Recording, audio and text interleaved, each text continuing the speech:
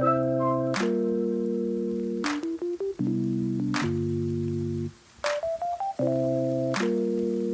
everybody, welcome to the latest episode of the Universe Within podcast.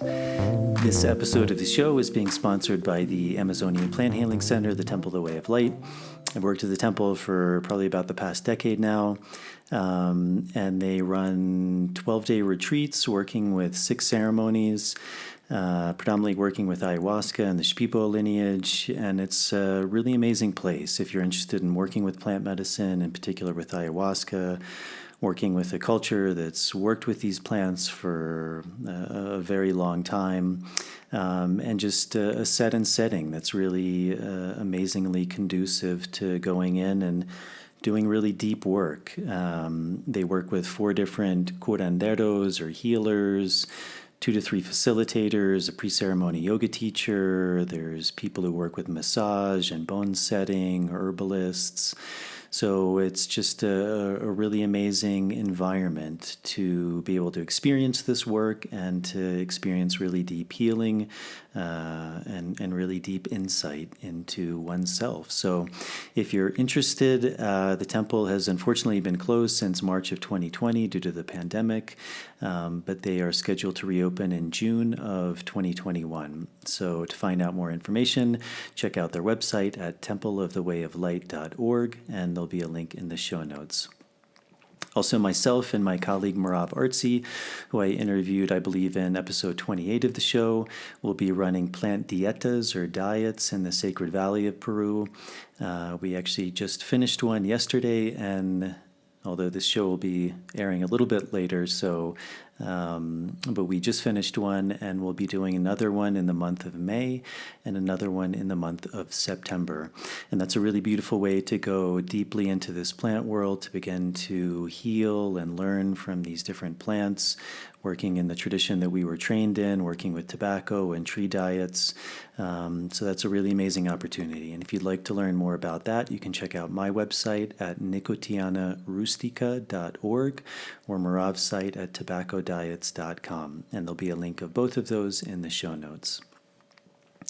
My guest today is my friend Mike Brancatelli, and I met Mike actually working at the Temple of the Way of Light. He came down originally as a guest, and then he came back to do a work exchange program, and he's a really great guy. We connected right away. We were both living in New York, both really interested in libertarian philosophies. He's also a comedian. He's friends with some comedians who I have a lot of respect for. He started a podcast called Mikeadelic, where he talks about things like psychedelics, liberty. He's working a lot with decriminalizing, especially psilocybin, where he's living now in Colorado. We got into some really interesting topics, all of that. Some retreats he's doing, some men's work he's doing, and really just kind of these ideas of what liberty means, cognitive liberty of working with these plants, and then also transposing those onto liberty at large and what that means to live in a free society, a society that really embodies those principles of liberty. So it was a great conversation. I always really enjoy talking to Mike. We have a lot in common. We share and riff a lot, so it's always really great to talk to him, to hear from him, and I think you all will get a lot out of this podcast. As always, if you're able to help to support this podcast, that's a really big help to me, to the show, to help to continue to bring on new guests. A really good way of doing that is via Patreon. There'll be a link in the show notes.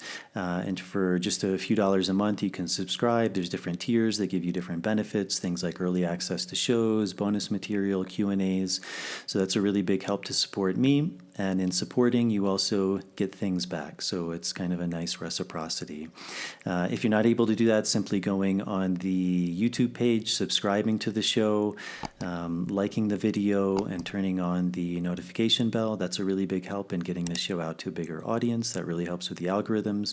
And then with the audio version, going on Apple Podcasts, subscribing to the show, and leaving a starred rating and a review. That would be a really big help. To all the people who have done that, thank you very much. To all the Patreon subscribers, thank you very much. There's also the option of direct donating via PayPal. There's a link in the show notes with that as well.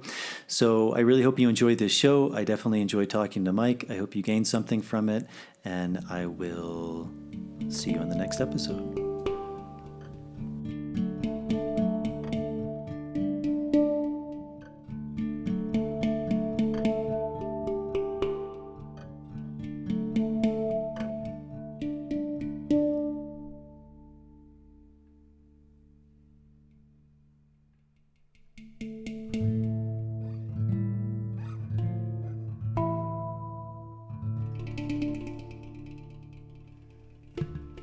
Well, cool, brother. Well, welcome. It's good to see you again. Looks like you got a whole little studio setup going there.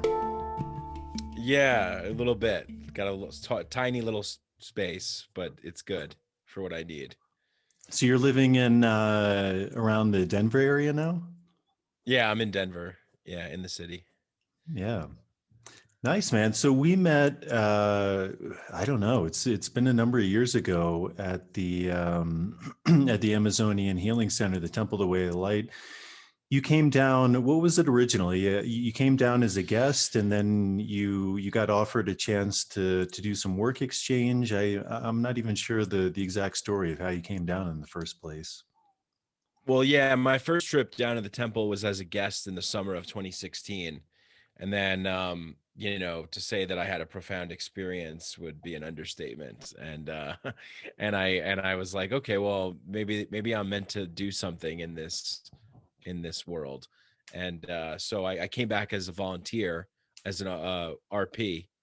And I think that's when I met you during one of the, people coming in and out during one of the last groups that I think I was a part of. And then I came back because I was going to do a podcast, I think, for the temple, but then it was kind of like some other things, and I don't know. I had some other things going on, so then I wound up leaving, but that was cool too. It's cool to be back there in that capacity.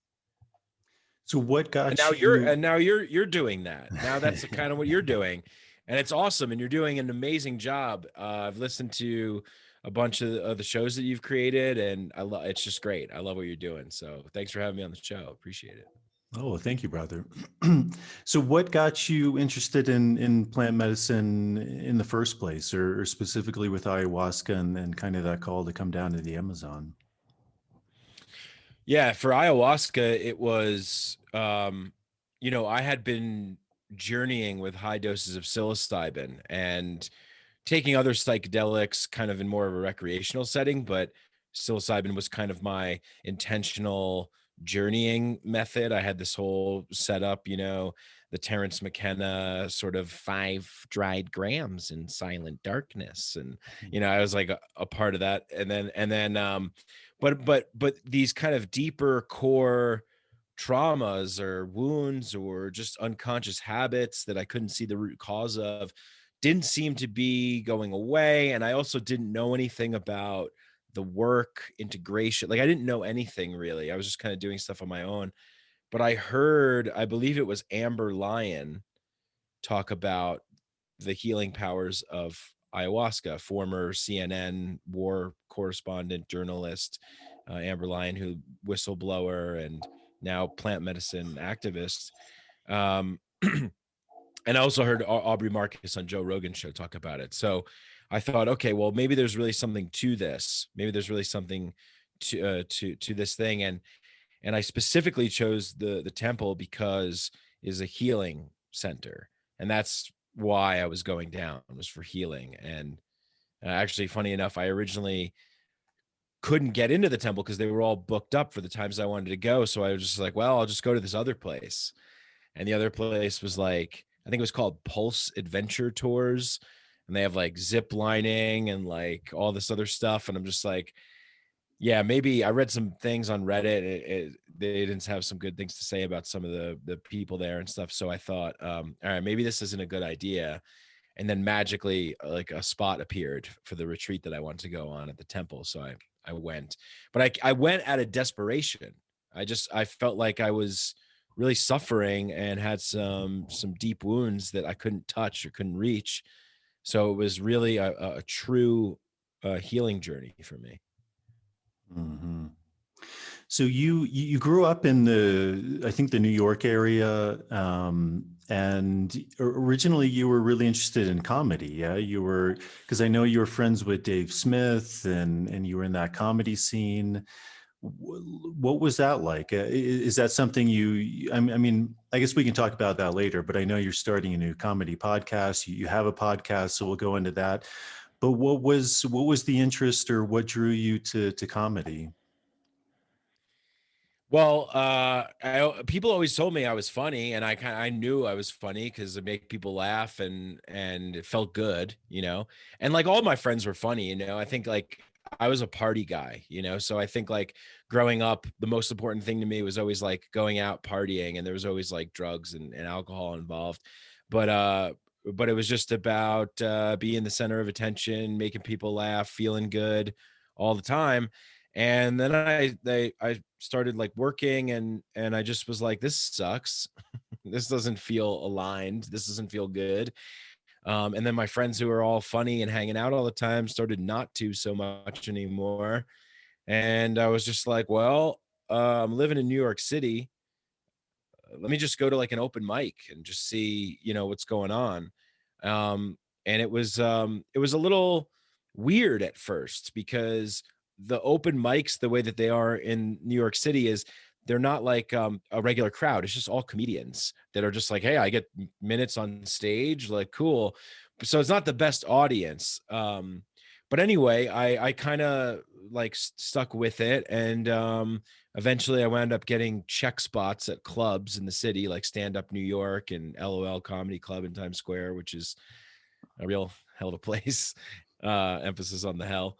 But still good for me though, because I got to meet guys like Dave, like Luis Gomez, like Jay Okerson, Ari Shafir, Dan Soder, the Lucas brothers, like just all the great comedians that are doing things now. Like they were all a part of that sort of New York scene around 2013.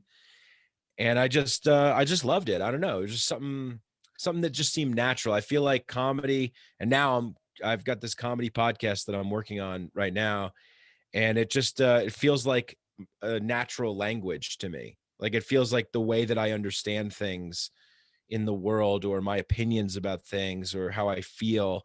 I always feel better when it's from a comedic angle, and I don't really have to like try to make it that way. It just seems kind of more natural to me that way. And um, so that was it. And yeah, it was really fun while I did the on stage stuff. It was good. So, so I met you at the temple, and it was interesting because you also came from New York. I came from New York. We were kind of in the middle of the jungle. You also, at the time, you were kind of involved in politics, and you were very interested in kind of libertarian philosophy, inspired by people like Ron Paul, who I actually, also have a lot of respect for.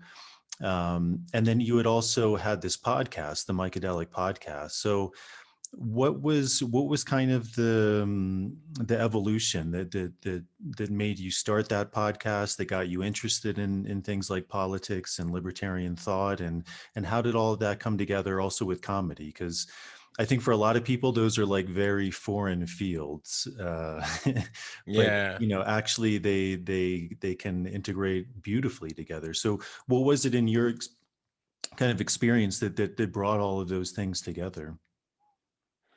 Well, I was on stage doing stand up one night, but I was also listening to Ron Paul talk on one of my earbuds, and then someone dosed me with LSD, and I had a transformative experience, like the Hulk.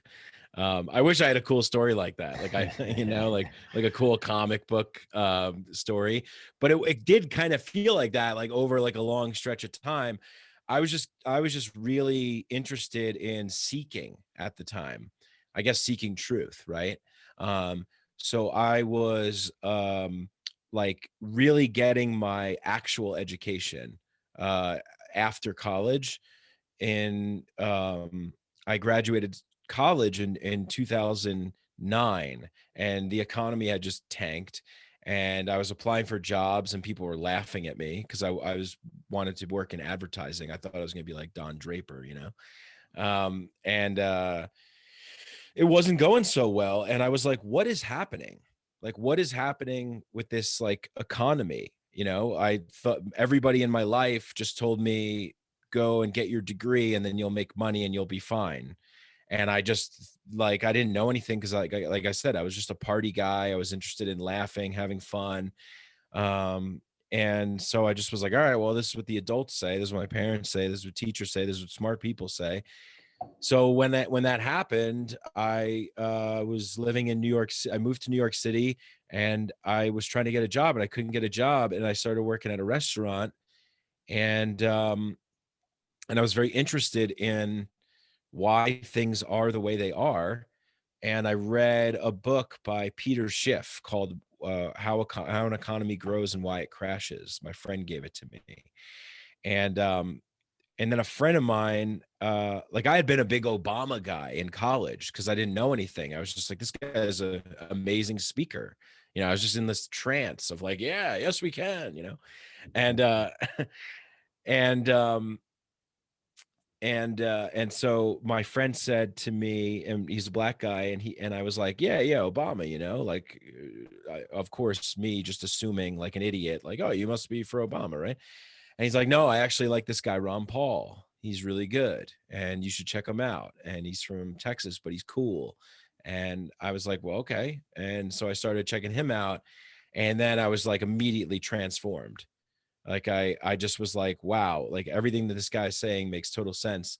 And at the same time, I was consuming copious amounts of psychedelics, listening to a lot of Alan Watts and Terrence McKenna talks online, and reading Joseph Campbell, listening to Ram Dass, and researching and finding out about like the 60s and the psychedelic scene and Timothy Leary and all that stuff. It was very new to me. So I'm like 24, 25 at this point, I guess.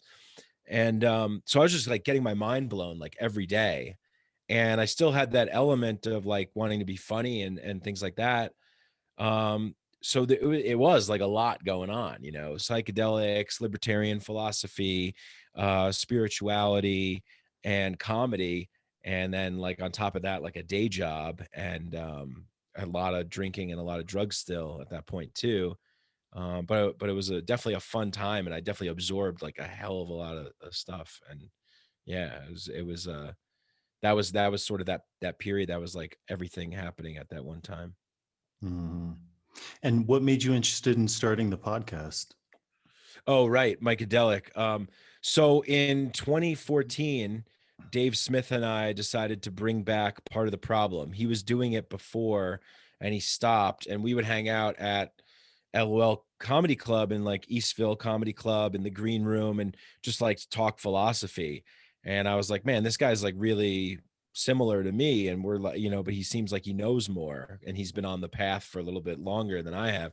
And he's like, yeah, you got to check out this essay by Murray Rothbard called Anatomy of the State. And that like blew my mind and changed things. So I started kind of like, we just started talking and talking and talking every time we would hang out about this stuff. And then we started doing Part of the Problem at Stand Up New York Labs in New York in their podcast studio.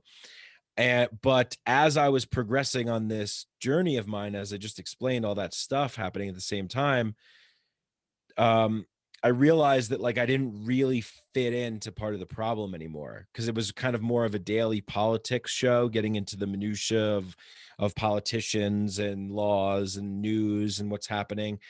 And it was just kind of eating at me. I couldn't handle it. It was like too heavy, you know. It was like too much. Um, but Dave is great at it. Dave's amazing at it. And so I told him, I said, hey man, I'm thinking of starting my own show where I talk about liberty, but from a psychedelic perspective, cognitive liberty, you know, which is, a term that you hear a lot going around now. But yeah, and he was like, yeah, go for it. And so that's how it got birthed from that. It's interesting because, you know, as you mentioned, in this kind of world of plant medicine, I think a lot of people, when you mention that idea of cognitive liberty, like that really resonates. But then if you take that to a political level, like these ideas of liberty and libertarianism, something then stops. Have you ever thought about like what that kind of disconnect is between understanding it in one aspect, but not being able to see it in all things? There's a beautiful quote by a samurai named Musashi, and he says, "When you understand the way in one thing, then you can see it in all things broadly." But I often find in this work, many people see it in this work, but they don't see it broadly. It's very narrowed to this idea. Have you thought about that at all? Like why Oh there's yeah, kind of this split? totally, man. Great. I love this.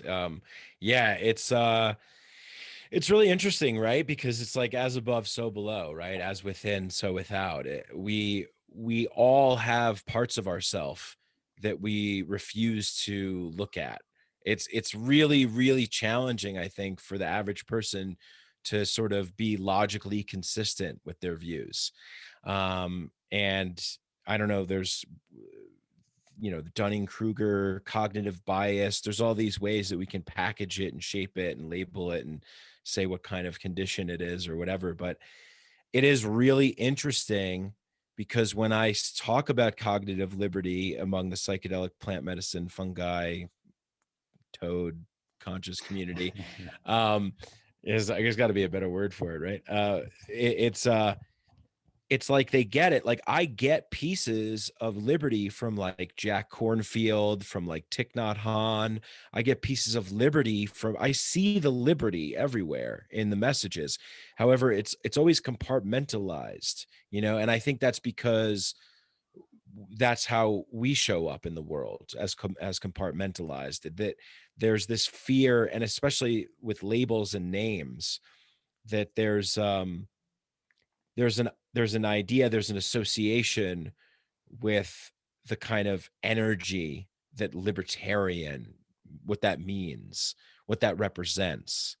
So I think that there's this sort of kind of over intellectualization that happens to try and distance yourself from being perceived with a particular group or ideology.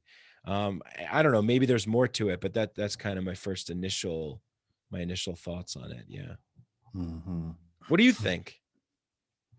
Well, it's interesting. Yeah, I mean, it's something I've thought a lot about as well. But you know, certainly, I think many people who are drawn to this work tend to be from very liberal-leaning cities, certain socioeconomic classes, middle kind of upper class people, again, big city centers, and a lot of those tend to be, in an American perspective, very left-leaning. And I think just based on history, a lot of libertarian thought tends to be potentially more right-leaning in the way that we look at it in that dualistic nature. So I think there's some resistance to that. But I mean, maybe just how would you if someone very likely people have never heard of that word libertarian. Some people probably have heard of it, but they don't really have an idea of what it really means. How would you define that on a really simple level for people who maybe aren't familiar with that? Oh yeah, man, great question. I think this is the definition. Everybody can get on board with the definition, right? Everybody can get on board with this definition. It's basically don't hurt people and don't steal their stuff, right? I mean, that's like the real simple thing. The golden rule, do as to others as you would have done unto you. That applies to it as well. But really, I mean, it's like we think about property, right? It's like our own property is our body, our mind, our soul, our spirit, who we are. We are sovereign beings. We have this inalienable gift of life to be able to create what we will from it. And we can do whatever we want. as long as we don't infringe on other people's rights to do those things as well.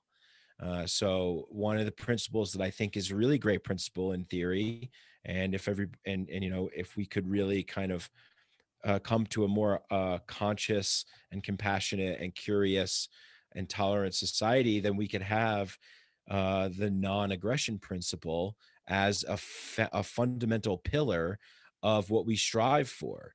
And we're not always going to get it right. We're animals still, right? And so, but I like the idea of, everybody is free to do whatever they wish, to consume whatever they wish, to alter their mind, body, as ever they wish, their body, their choice, their mind, their soul, their choice, right? We agree with that, right? With abortion and things like that. So, I think that that's kind of the simple way of explaining it is don't initiate aggression upon peaceful people. Don't lock people away for nonviolent crimes, aka just doing nothing wrong, causing no harm to others. And if we can do that, if we can respect each other's choices, it's actually one of the most tolerant and progressive ways of being. It really comes with this very challenging, maybe, principle of tolerating diversity of human beings in terms of ideas and ways of governance and self-organization. So don't hurt other people and don't infringe on their rights to pursue their happiness and their pleasures. And that's pretty much it. That's how I would describe it. Hmm. Yeah, I think that that non-aggression principle is key. And, as you mentioned, these really seem to be timeless kind of pieces of wisdom. As you mentioned, the golden rule: treat others as you would like to be treated. And this idea of liberty, of living your life as you see fit, as long as you're not interfering in someone else's right to live their life how they see fit. And again, I think when you put it in those terms, most people kind of nod their head. They're like, yeah, that sounds good. But it's then seemingly very hard to extrapolate that onto real life circumstances. And I think maybe from my experience, one thing that comes to mind when you ask me why I think that is, and I think a lot actually goes back to the ceremony space, where we realize that when we're sitting in that ceremony, it's essentially all us. It's we're going into our mind and we're dealing with our stuff. But then it's almost like this human phenomena where we want to impose then our beliefs on other people. The way we see the world is right or wrong. It's a very fine line where we say, okay, that's true for me, and therefore it must be true for you. And that's how I want to see the world, as this truth that I believe, and therefore it needs to be imposed on other people. And it's that's where I think one of the really beautiful things about that philosophy is too, and that idea of the non-aggression principle. Because a lot of I think a lot of people maybe who study this work, they come from a more academic perspective. And I think, as we all know, academia is very influenced by much more left-leaning philosophies, Marxism, socialism. And I think one of the real keys that people don't think about is those philosophies, when you're talking about these socialistic ideas, is that the only way, when it comes down to it, that those are enforced is by force. Ultimately, if you set up a society and you say this is a law and this is how things are going to be, it's not a voluntary system anymore. It's a system that's ultimately, it may start as scolding, verbal scolding, then there may be fines, then there may be jail time. But ultimately, if someone doesn't agree to that, then you're saying you're going to use force to force that person to comply. Mhm. And I think that's one of the really beautiful things about that philosophy of libertarianism is really this notion of non-aggression, that I don't have the right to aggress, to put my views on someone else with using force. We all have freedom of speech. We can say whatever we want. We can express however we want. But once we cross that line and we use force to impose that on someone, we've changed the ball game. And so I think, a lot of people, they have these ideas, and I think that's something plant medicine tends to do is, one of the kind of fundamental things that many people experience is this idea of oneness, this idea that we're not separate, and kind of this brotherly or sisterly love. And so I think, again, we extrapolate from that. Well, this is how the world should be. We should cooperate, and we should do these things, and we should support these organizations. But it's a very different thing. And I think that's kind of the fundamental key, is the difference between a voluntary choice and something that's enforced with the threat of violence.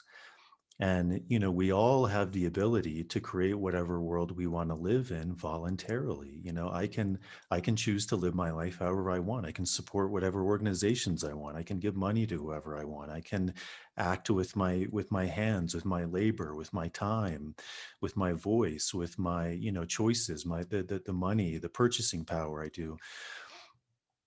But that's a very different thing from saying this is how something should be, and we need a government to enforce that on everyone with the threat of violence, which Mhm. essentially is what all government is, right? I mean, that's another real libertarian idea, is that essentially government has a monopoly on violence.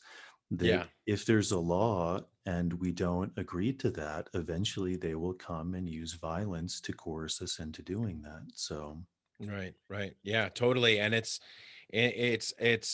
outsourcing our own like our own responsibility to sort of make, there's never going to be a complete and total safety, right? Like one of my favorite quotes of all time is from Thomas Jefferson, where he said, uh timid men prefer the calm of despotism over the tempestuous sea of liberty. And that's what we're seeing a lot of right now. Actually, Safa Roberts had a great Facebook post not too long ago, or maybe it was a few months back or something, where she talked about creating a safe space and how that's not necessarily really real, because things are messy when you're working with plant medicine, when you're working with fungi, toad, when you're whatever you're working with. If you are venturing into the tempestuous sea of trying to unpack the infinitesimal components of your beingness, it's going to be fucking messy, right? It's going to be messy. It's not going to be clean. It's not going to be easy. So we can try our best to set up the situation with the proper setting and comfortable, and people are vetted and this and that, but it's never guaranteed. Safety not guaranteed, right? It's not. And we want that so badly. And a lot of this stuff, what you're saying, especially too, I see it's so prevalent in the plant medicine spiritual world, this kind of like narcissism and egocentrism, and this also obfuscating our own personal responsibility and trying to give it to a higher power to let them do something. It's all projection. It's just like, where have you gotten to the absolute root core of everything inside of you? Or are you compartmentalizing? Are you still keeping some things in little boxes? And I'm sure you've seen this over your years of working as a facilitator. Just how deep do people go, and where are the places that they still haven't gone yet because they're too Mhm. scared, and then they're going to project that onto other people, you know? Yeah.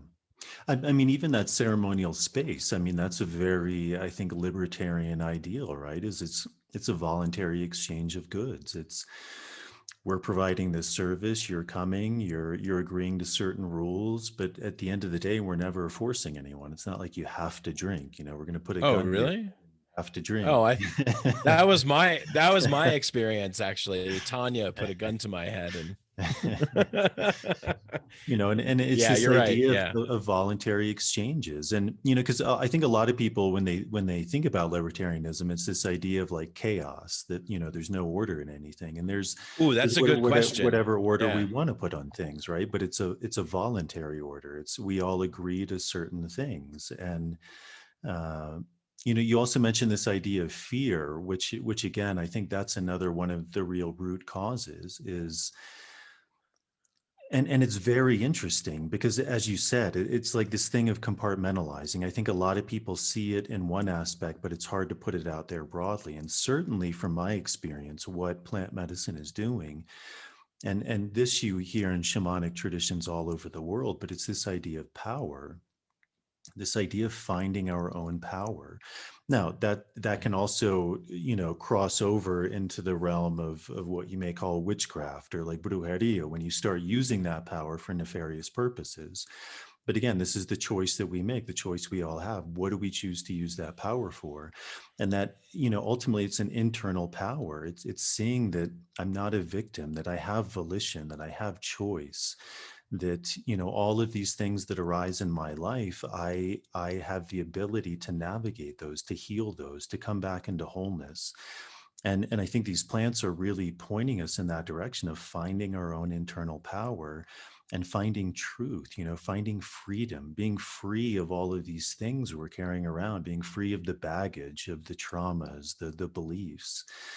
And so, but it's very interesting then, transposing that onto life in general. And, I think that the plant ceremony is a perfect metaphor of that. Is, one of the, if probably the main thing that hinders all of us is fear, fear of the unknown, fear of all of these things coming up, fear of actually letting go of these things, because that's who I think I am, and what happens when I let go of those things. And so again, it's like, I think we can maybe understand that within the ceremonial space, but then it's difficult to put it at the world at large. When this fear arises, we want someone else to take care of it, and it's much easier to say, okay, well, we need to do this rather than I need to do this. There's a problem. Well, then Hmm. I can fix it. I have the power to fix it. And it's much easier, in that state of fear, to kind of give away our liberty, give away our freedom, give away our volition, give away our power. Uh, I think, as you mentioned Thomas Jefferson, I think it was Benjamin Franklin who said, something along the lines, if we're willing to sacrifice our liberty for security, then we deserve neither, because our Right. security, the true security, is our freedom. It is our liberty. That's the very Right. thing that sets us free. And if we give that up in the name of, something else, we end up losing that. And it's one of my favorite quotes in the Tao Te Ching, I think, points to that really beautifully, which is that this idea of let go of the common good, and the good becomes as common as grass. But we Love think, that. Yeah. by controlling the world, which is what we try and do internally, right? Is like, control my world, then I'll be Exactly. safe Right. and I'll be happy. But as we see, that's usually not the case. But we transpose that to the outside world too. If only the world was how I wanted it, and there were these organizations that enforce that, then I would be happy, then I would be safe. But that's also not the case. So, Yeah, these Taoist and Buddhist beliefs, and philosophies and works, great works of writing, are really congruent with libertarian ideas, and absolutely. it is a large part of this is that surrendering and that letting go, right? Because how many people, it can't be magnified to the world at large, because how many people are stuck in the yearning for, once I get to this, then I'll be this, once I have this, once the checks come in, then I'll be good, or once this is taken care of by someone else, then I'll be able to do something, and even within the plant medicine community, it's, going back to that other question of what you were talking about, like, why do you think that is? It's because it's, even in this community space, there's a worship, there's a hierarchy, there's an idealization of, um or a romantic kind of idealization of the shaman, the guru, the healer, the wise one, the one that knows the plants they know. And so there's still an attachment to something outside of ourselves, that we are okay giving power to. And so that's really, when it comes to government, um, there is this idea, I think, with a lot of people that they cannot simply imagine letting go of the concept of a rule by force. They can't see any other way, right? And it's scary and it's hard. It's like getting those training wheels off your bike and not necessarily trusting in yourself or whatever. And so I think there's this idea, I think also, that a lot of people have, that if the government weren't to exist, that corporations would take over and they would be making everybody's lives hell and all that kind of stuff. Well, it's like, I got news for you. There already is a corporation that's taken over and is making everyone's lives hell. It's called the government. It's called the federal government. They're the largest corporation with a monopoly on violence that doesn't serve any services or doesn't sell any services or products. And so I really think it is this kind of a combination of a lot of the things that you said, right? Is like this fear and like not wanting to let go and not wanting to surrender into the unknown. And a lot of that also comes with us not being able to go deep within, and we don't trust ourselves. And there's still that scared, unknown place within us. So a lot of people think that if we don't have the government, that people are just going to be out there killing everyone and eating everyone in the streets, even though we know, from studies that have been done, and a lot of what's her name, Rebecca Solnit, is that her name? I always forget if it's Susan or Rebecca Solnit wrote Paradise Built in Hell book, where she did a study on people's generosity after events like Katrina and things like that. It's like most of the time, and I witnessed this firsthand with Hurricane Sandy in New York. Most of the time when order has collapsed, this idea that you mentioned, that where people think that there's just going to be chaos, most of the time people come together to help each other. After Hurricane Sandy happened in New York, I was living in the Lower East Side. Trees were uprooted, flooding everywhere. Power was out. I went out on the street. I'd never seen New York like this before or again since that time. People just walking up to each other going, "Are you okay? Do you need anything? Are you good? Do you guys have power? If anyone needs any water or anything, we have stuff." Like, people were coming out and helping each other, giving people quarters to make payphone calls, things of that nature. So it's in our nature to be that way, you know. It's in our nature to do that. And yeah, another, like, I think that it's I don't really have a good end to that, but Well, it reminds me, as you said, I think very well. We often tend to like idealize or fetishize certain things, but we only look at it on the surface, and again, we don't look at it from a place of principle. And I think that's for me, one of the real keys that's missing is principle. And I think so many of us, we've lost, like, what does that mean? And much like Musashi was saying, like, if you understand the principle, then you can apply it to all things. If we don't understand the principle, then the world does seem chaotic because there's nothing to hold on to. And you use this really good example of when there are times of need, people come together. And again, it's not through coercion, it's through a voluntary exchange, that this is what's best for me, and by doing what's good for me, it's also good for other people. And an example I often think of is, because again, I think we tend to kind of transpose these things on like indigenous communities, that they are like, right. they're communal, therefore they're communist. But that's not, from my experience, that's not the case at all. And there's a really good book called "Don't Sleep, There Are Snakes," and it was written by Oh this. yeah, Yeah, Daniel Everett. Yeah, yeah, I've read that. exactly. Yeah, he The was a Christian Pinaha people. missionary. Yeah, we came down to the Pinaha people in Brazil, and he gives this beautiful example where this guy's house fell down, And the whole village just started laughing. Why? Because it's funny, it's like your house just fell down.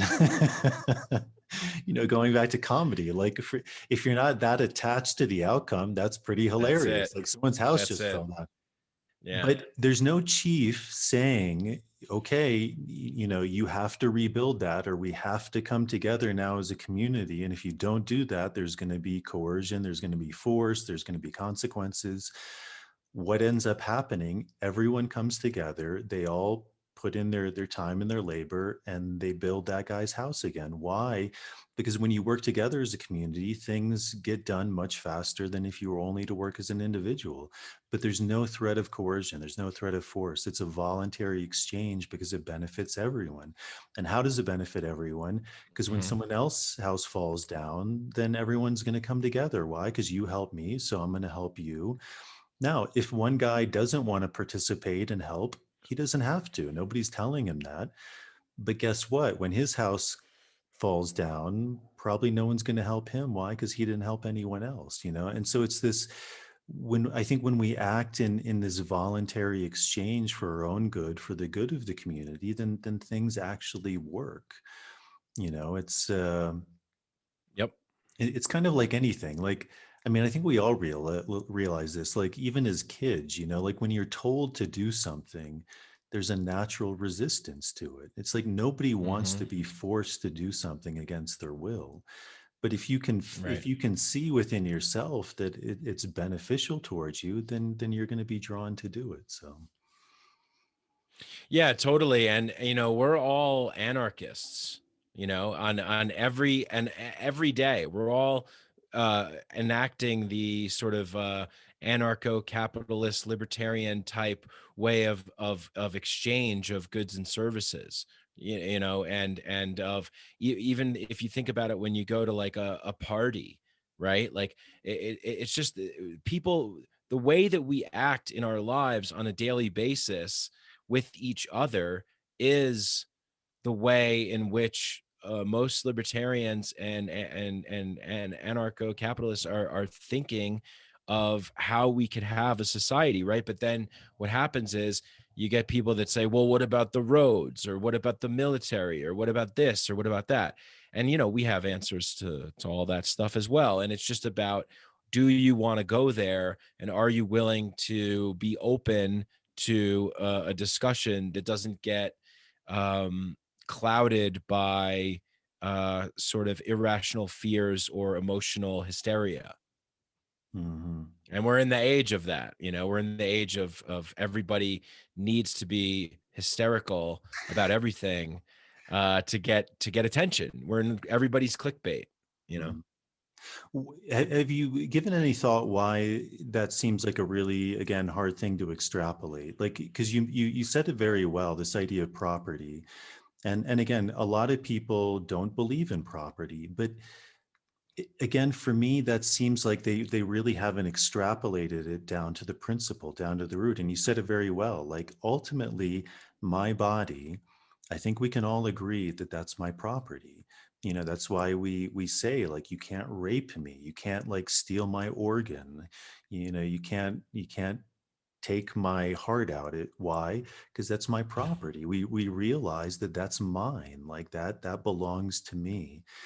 And then to extend that out naturally, like my house, it's, and we all agree that that's my property, and we discriminate based on that. If a guy shows up in a ski mask and an AK-47 to my doorstep, I'm not going to let him in. If I didn't believe in property, I would let him in, right? But no, I'm Mhm. saying, no, this is my house, this is my safe space, this is where my family is. I'm not going to let him in. Like, Right. that's my boundary. And then even as a collective, as a community, we decide certain things. We say, hey, this can happen, this can happen, as a state. And but this idea that the most fundamental thing is the person, the individual, like the body. And then we begin to expand out, and to each layer we expand, it's to less and less degree, but there's still some thread that goes through that. Mhm. um Yeah. It's again, it seems like one of these things where if we realize that, like we all do realize that, but then again, it seems like it's very difficult for us to extrapolate that out to a larger picture. Yeah, and I think what happens is you just it's tainted. The terms of like ownership or property or my rights, even the word freedom and liberty, libertarian, all these words have been hijacked and co-opted and tainted and you know even now with like a lot of the QAnon conspiracy type stuff.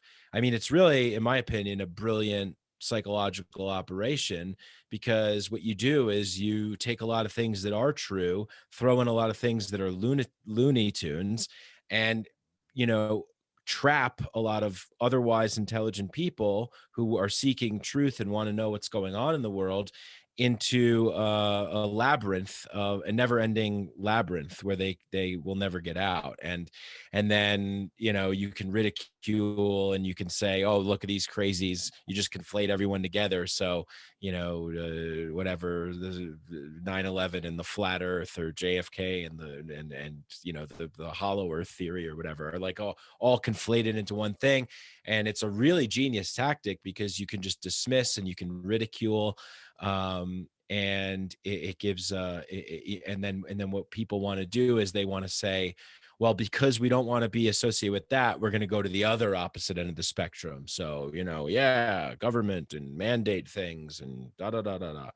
And same thing with the ideas of liberty, and property. And it's unfortunately what I wanted to ask you when you brought up what comes to mind about libertarianism, because I'd love to get your answer about this. When I think of what comes up for most people in their minds about libertarianism, oh, the Koch brothers, oh, the Chicago School, Milton Friedman, oh, that didn't work out. There's all these kinds of false ideas about what libertarians actually think. And let's not forget, there's also some really bad libertarians out there that are in prominent positions, people that are associated with the Cato Institute and even the LP, the party. So I'm not like a libertarian party guy necessarily, but anyway, a perception. We live in the age of aesthetics, and everything is optics and perception. Everything is a grand stage to have a show upon. That's the age that we're living in now.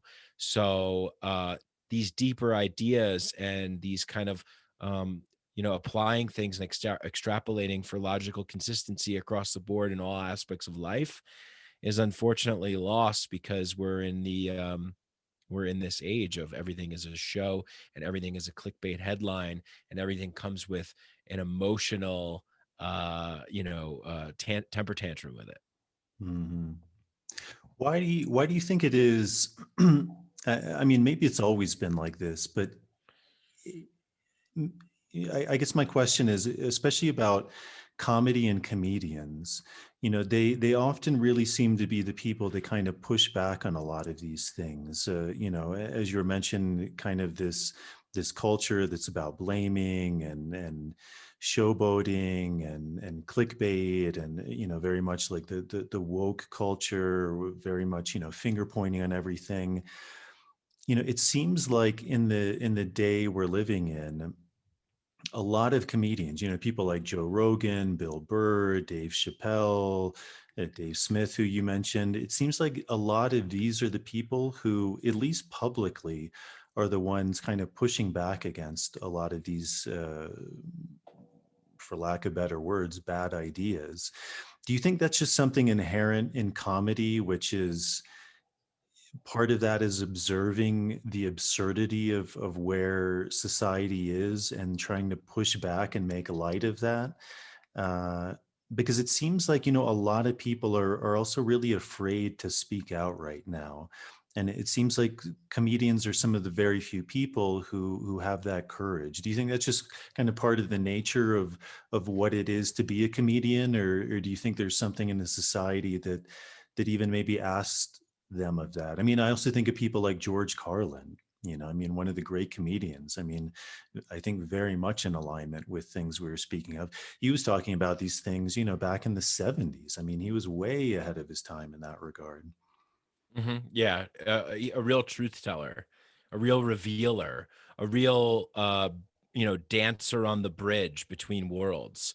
I think that the great comedians are a type of shaman, almost, a type of the madman and the mystic swim in the same waters, as Joseph Campbell says, and the only difference is the mystic comes back and the madman drowns. And a lot of comedians do drown because they're so brilliant, they're so genius, and they're also dancing on that line of like not being able to hold everything that comes with having that capacity. So you see them, overdosing on drugs, or just, drinking too much, or going crazy. But I think the truly great comedians, I think it was Mark Normand, who's a great comedian, told me one time. He's like, I have to be a comedian. I'm insane. I can't exist in the real world. I have to do this. If so it's like, thank God there's this outlet for these people. And yes, I think that the great comedians, they're the ones that don't necessarily choose to do it, but feel called to do it because it's just the way that they see the world. They see the world in a very particular way, and they're always questioning, why is this like this? Why is that like that? What if this was like that? What if this was like this? And I think the great ones have that key insight and can apply it to everything. And so I think that's a particular kind of gift to have, to be able to do that, and to be able to be the sort of kind of, cosmic joker or trickster type, maybe going into those darker, like a guy who I think of as kind of embodying that sort of darker trickster type comedic energy is Tim Dillon, of the Tim Dillon Show. And he really touches on a lot of really true things, but he says it in such a funny way.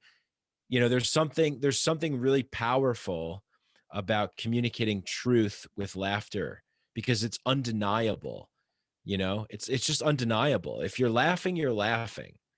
And if there's truth in there, you're going to get that message too. Just like Carlin was great at it. And yeah, I think that for the people that can hear that, they can hear that, and other people will just say, oh, well, they're just jokes or whatever, but they're really revealers of truth, I think. Yeah. Yeah, that's a good point. I don't know that I'd really thought about that. I mean, if a joke works, I mean, I think for sure now in this day and age, people can, purposely hold back. And I've seen that because there's like this idea that I shouldn't laugh at something because it's not, politically correct or appropriate. But there is truth in that. Like if something is funny, you have to laugh. And the reason it's funny is because there's truth in that. And often what Right. comedy is doing is it's pointing out these absurdities, these stereotypes, these things that have truth in them. And with comedy, you reveal that. And it's like people are kind of forced to, in a sense, shift their worldview in a way, which again is exactly what plant medicine is doing, is it's shifting our worldview. Yeah. Yeah. I'll give you an example of a joke that came to mind. I forget the comedian that said it, but it's really simple, really easy, but really funny observation, where he's like, when you go to the airport, the TSA, they don't allow you to take over like 3 ounces of liquid, in case it might be a bomb. So, they take it and they throw it in the trash can right there. And they just keep doing that all day, in case it's a bomb. And it's like, yeah, like there's so many logical, we just live in a sea of logical inconsistencies and confusion. And I think that's really baked into how one would control a population of 330 million people in the United States, is to keep them constantly confused and keep them constantly saying, like, oh, well, I mean, I guess this doesn't really make sense, but that's what they're asking us to do, and it's not really that bad, or it's not that big of a deal. So, okay, I guess, you know. Mhm. You mentioned Amber Lyons, and she was a journalist. I think she worked for CNN. I don't remember the whole story, She but did, yeah. Yeah, I think she exposed, I don't know if it was Bahrain or Qatar. Bahrain. Yeah. And essentially they were funding CNN, but CNN didn't make it public. And then she saw that essentially CNN wasn't reporting on these kind of nefarious things they were doing. And, she saw that it was a huge conflict of interest. Then I think she started seeing it in more things. And then she got away from that and she got interested in plant medicine. And she's become, I think one of the really powerful voices of that. Um, so I think that's again something that's really interesting with plant medicine. And do you think from your experience that, because again, we mentioned this idea of kind of shifting your worldview, and I think that's really what happened with her. She started, something came up in her life where she saw like, hey, this isn't right, something is off. And then she started working with plant medicine. And then I think she really started to see it in a bigger picture, like, all of the ways in which these things are really kind of working together to create this, again, kind of nefarious situation that we're living in. Is that something in your life? You said you overcame some traumas and some, I forget the word you used, some beliefs or some patterns. Was that something when you started working with plant medicine that really kind of expedited that shift, or was it just kind of like a cleaning and clearing process that then kind of left you with these eyes that were new and started seeing things in a different way? Or do you Mhm. think it was just kind of a natural progression that one led to the next and that led to the next? Yeah, so I've always felt like I was like an alien on a foreign planet. When I was a kid, I was just like, I don't understand why I have to do things that people are asking and making me do. And I don't like, I was just always like, why? Why do I have to wake up and go on this bus to go to this place and do these? I don't get it. And I would question everybody, and nobody could ever give me a good answer. It always boiled down to, because that's the way it is, because that's what we say, because we're the adults and we say so. And so no one could ever have a discussion with me about these things. So there was an element of me that felt crazy, that felt isolated, alone in this my private world of, I think all these things and feel all these things, but when I communicate them, I get looked at like I have six heads. Like people are like, "Huh? What do you mean?" So when I first started diving into psychedelics, it was this confirmation that oh yeah, dude, you're right. Like you have to go with what you feel. And so little by little, I started to kind of come out and speak out more and more about how I truly felt about things. And then with plant medicines, with ayahuasca, it really expedited and elevated that to a whole other dimension of reality that I wasn't even aware that I could access. And helps inform me and helps keep me on the path. And I really view it as a symbiotic relationship, an apprenticeship, if you will, continued to this day. What do you think? I don't know if you thought about this, but what do you think is that line? It's something I've always thought about, which is, even like ayahuasca in the tradition where you came down and where we were working, it's working with Shipibo people, and their name for ayahuasca is Uni, and Mm-hmm. one who works with Uni is an Onaya, which is usually translated in this idea of like one who knows. And it's this interesting thing because you brought up in the beginning, we often tend to like give away our power to some external authority. And potentially in this community, it's this idea of giving it up to, plant spirit, or God told me, or ayahuasca told me. What do you think is the line between the truth of that, which, and I don't know if you think this way, but if you do, like maybe there is this higher source that is communicating, One that is second. trying to You impart oh, on us like a gotcha. real truth, a truth that in I think many traditions, many esoteric traditions, they speak of this idea of truth with like a capital T, not like I believe this to be true, but truth in the sense of this is the way of it. This is the reality. It's something that's undeniable, like that the sun rises and it sets. It's, if we fight with that, kind of in the terms of like Byron Katie, like if we fight reality, we lose, Hmm. because there are truths, there are fundamental truths, and that potentially that's what a lot of these esoteric traditions are pointing towards. And yet at the same time, that line where it seems like a lot of these plant medicines can also exacerbate or maybe like further ingrain certain patterns that we already have. And again, I think we can see that a lot in this community that, you know, while certain things may be cleaned and cleared and ordered, there's other things where that ego can even be stronger, solidified in certain beliefs that we have, which are not necessarily the best things, or certainly run counter to how other people view things. So certainly we can't say that's fundamentally true in the sense of, well, if you believe that, that's true, but what if this guy believes something else? Does that mean he's not true? Or so do you have any sense of, what that line is between maybe like fundamental truths versus, you mentioned this idea of like ego that or narcissism that can also be exacerbated when people begin to work with these things. Is that something you've thought about at all? I know that's kind of maybe a little awkward question, but No, no, it's not. It's a great question. I have thought about that, and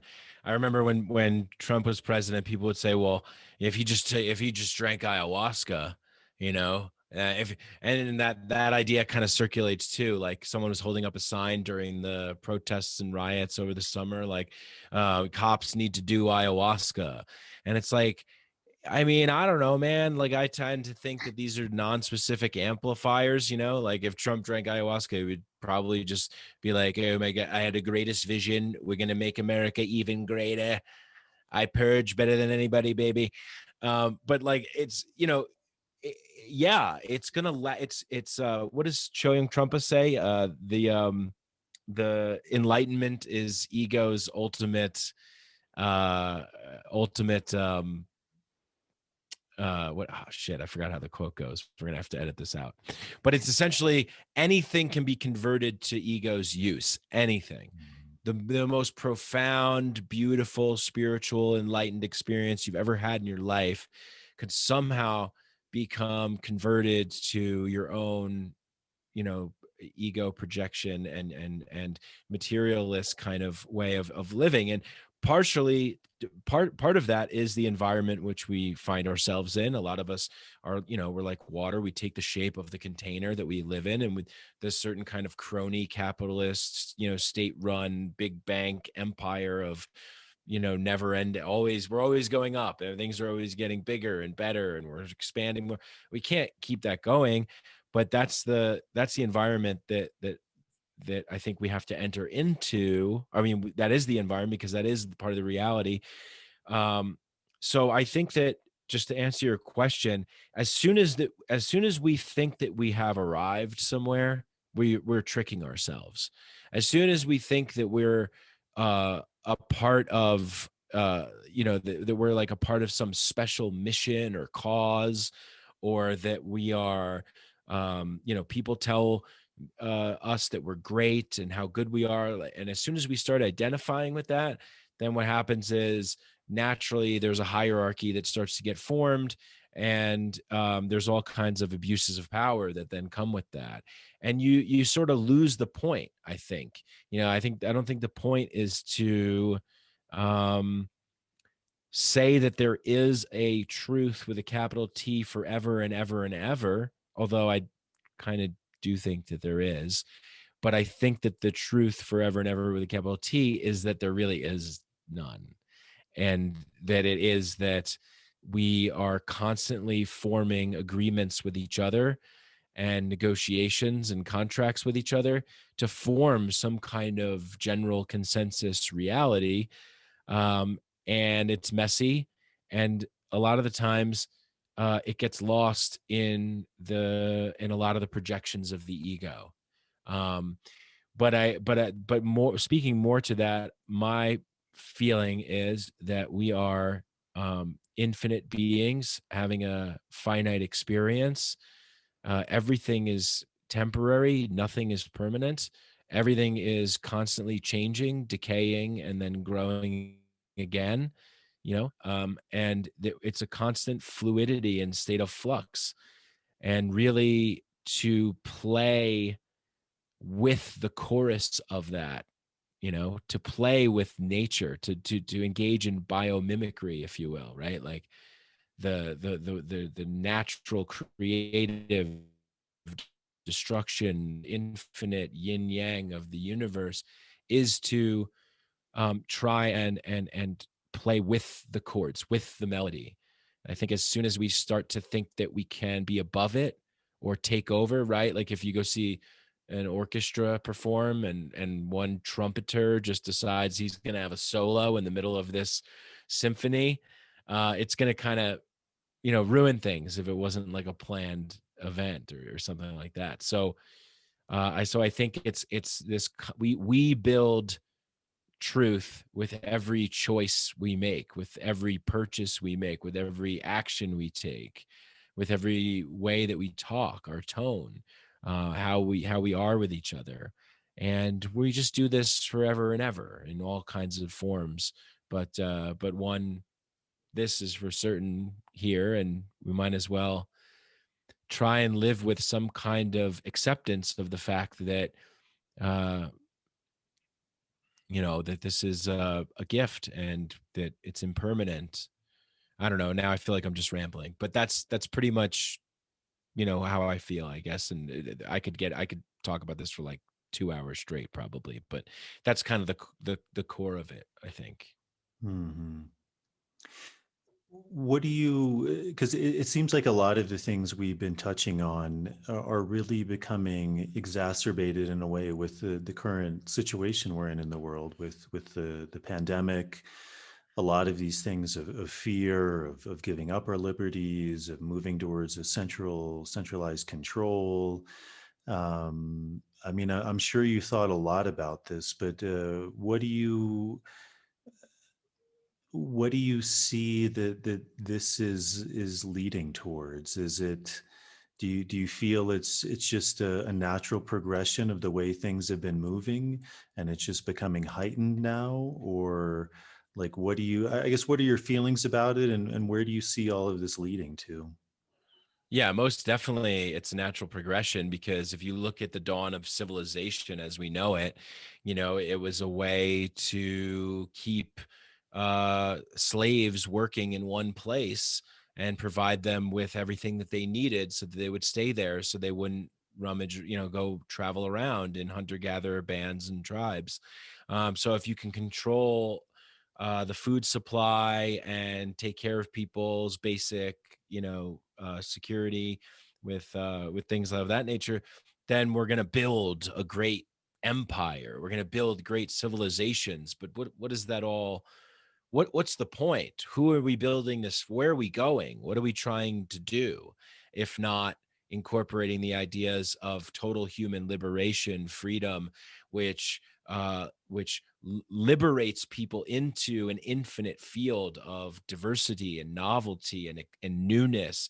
I love other cultures and languages and peoples and foods and traditions. And what I'm seeing is this, sort of global empire of hegemony taking shape with the top, 1% of people that are in positions of power around the world, that simply are just functioning as cogs in a machine to their own interests, to serve the perverse incentive systems that we have been on, this kind of automatic treadmill, or of perverse incentive systems, where it's worth more money to get rid of the whole rainforest so that we can make something out of it, right? And it's like, not to say that we shouldn't chop down a tree to make a house if you need a house, but there needs to be some kind of reciprocity, some kind of ebb and flow, some kind of balance.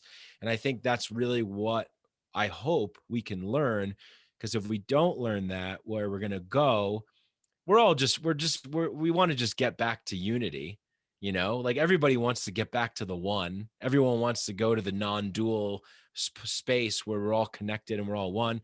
So we're either going to get there in a non-human transhumanist android world, and there we go, we'll be that, or we'll blow ourselves up and we'll get back to one that way, or we'll all get back to one by like having more of plant medicine liberty philosophy infuse and take over into more of a mass appeal, that we can learn, oh, we can actually all kind of steer this ship. And if we're just kind of cool and we don't be assholes, that we can kind of move forward in a way that would really be really revolutionary, maybe like we've never seen before, maybe close to a utopian, air quotes, kind of society, because utopia really means like no place. It's not really, but to strive towards that thing. I think that's the thing too, is that we have this desire to strive towards something, right? And the sort of the technocratic oligarchs of the world, they will always communicate in a way of, we're doing it and we're going to get there and we're going to be the best and we're going to win, and the future is going to be bright because we're going to have Amazon delivery drones that are just going to come and feed you your food in your face and vaccinate you so you don't have to even get up and move. Everything's going to be efficient and orderly. But we do that, we lose our humanity. And who do we become? We become Darth Vader, the man who is now the machine, serving an empire of death and destruction. And that's not where I want to be. I know that's not where you want to be. So how do we, steer the ship in the other direction? I think it's by everybody tending to the part of the garden that they can touch, as Jack Cornfield says, reaching into our local communities, our local networks, and and doing our own work to confront the fears and the doubts and the blockages inside of us, so that when we show up fully present and fully clear, ready to serve, ready to give. Yeah, I think so. Sort of three different directions there. One is, let's keep all the cool technology that we are developing, and let's have technology that serves us and we don't serve it, and a world with plant medicine, and there's no more war on drugs and no war, and we could really have a really cool world if we go that direction. The other one is, we just can't get out of this mess and we just blow ourselves to smithereens and literally wipe everyone off the face of the planet with a nuclear holocaust, or we just become transhuman and we live in virtual augmented environments and we get neural implants, and that, who knows what the hell that'll look like, some kind of cyberpunk dystopia, which is, I think, where we're like oscillating between things. But in the mainstream, it seems to be kind of the pervasive ideology of our time seems to be that technology is going to liberate us. Only technology is going to liberate us. So yeah, that's kind of where I think we're at. You had mentioned one of the things you're working on is this decriminalization of, is it psilocybin in Colorado? Do you mentioned this idea that you see that's maybe one of the paths forward to kind of counterbalance some of this stuff. In what way and how is that coming along, and how do you see things shaping in these next years? Yeah, so we decriminalized psilocybin in the city and county of Denver in May of 2019. And most recently, my friends Travis and Kevin, who led that campaign, will be reigniting a new campaign for 2022 to decriminalize nature for all of Colorado. And we even talked about uncriminalization, because that's a whole different kind of thing, right? It's like, if it were never to have been so basically right now the way that the laws work in Denver is, there is no money that is being used to arrest people for psilocybin. There are no money and resources dedicated to psilocybin mushroom types of activities, which is great, right? Because if you think about money as energy, as a transfer of energy, there's literally no energy now for this battery that was once operating to operate. And I think we won that because of amazing people on the ground, just regular people who came out and supported this and went door to door and asked people what they thought about this measure. And education, people coming out of the psychedelic closet, first of all, and saying, hey, I've used mushrooms and they've been very helpful for me, and here's my story. Right. And so those are really powerful to hear, those personal stories and those transformations and those healing journeys. And what we've seen after decriminalization in Denver is people having this, you know, when we talk about set and setting, right? It's like you want to be in the right mindset, and you want to be in the right setting to have a successful and as safe as possible psychedelic journey, or entheogenic journey. And but there's always, whether you realize it or not, there's always that little unconscious knowledge that what you're doing is considered a criminal act. And now what I've noticed in Denver is that has been released. That, Lorenzo Haggerty, who hosts a great show, The Psychedelic Salon, told me his story about when he first did MDMA for the first time, which changed his life and made him on this like psychedelic path. And he did it because it was legal. He was just the kind of guy that wasn't going to break the law, And with Michael Pollan's book, I've seen so many people over the age of 45, 50 coming out and being like, hey, this is really interesting. My parents, even my dad, just sent me an article the other day. Hey, they're talking about mushrooms and how they can be good for depression in the New York Times, just like you've been saying for years. I'm like, well, yeah, but now it's finally coming to him in his reality tunnel. It's able to get in there, and it's able to communicate in a language that he understands and verbiage that he understands. And that's really what it's all about, is meeting people where they are. Just like, with we had this organization, Veterans for Natural Rights, during the campaign, and they were such a huge force behind helping push this measure forward to decriminalize psilocybin, because of their message to the part of the community that is more resonant with hearing things from that perspective, from the veteran perspective, from the libertarian perspective, from maybe the right-wing conservative perspective. Everybody, this is for human beings, for all human beings. So it's figuring out the puzzle of how it is communicated in a way that hits home for people and they can understand. And that all comes with the education. And, shout out to people like Dr. Carl Hart for coming out of the drug closet, for writing that book, Drug Use for Grownups, Finding Liberty in the Land of Fear, for people like Hamilton Morris or people like yourself. It's like, these are the ways in which we lube the gears and get people to understand that this is about education, this is about healing, this is about freedom of choice, this is about sovereignty, and this is a very American idea. This is a very United States idea. And so we hope to work really hard to spread that message, and to again be the leaders and the pioneers for liberty and for ending the war on drugs and for cognitive liberty in the United States and the West. So yeah, very much looking forward to that.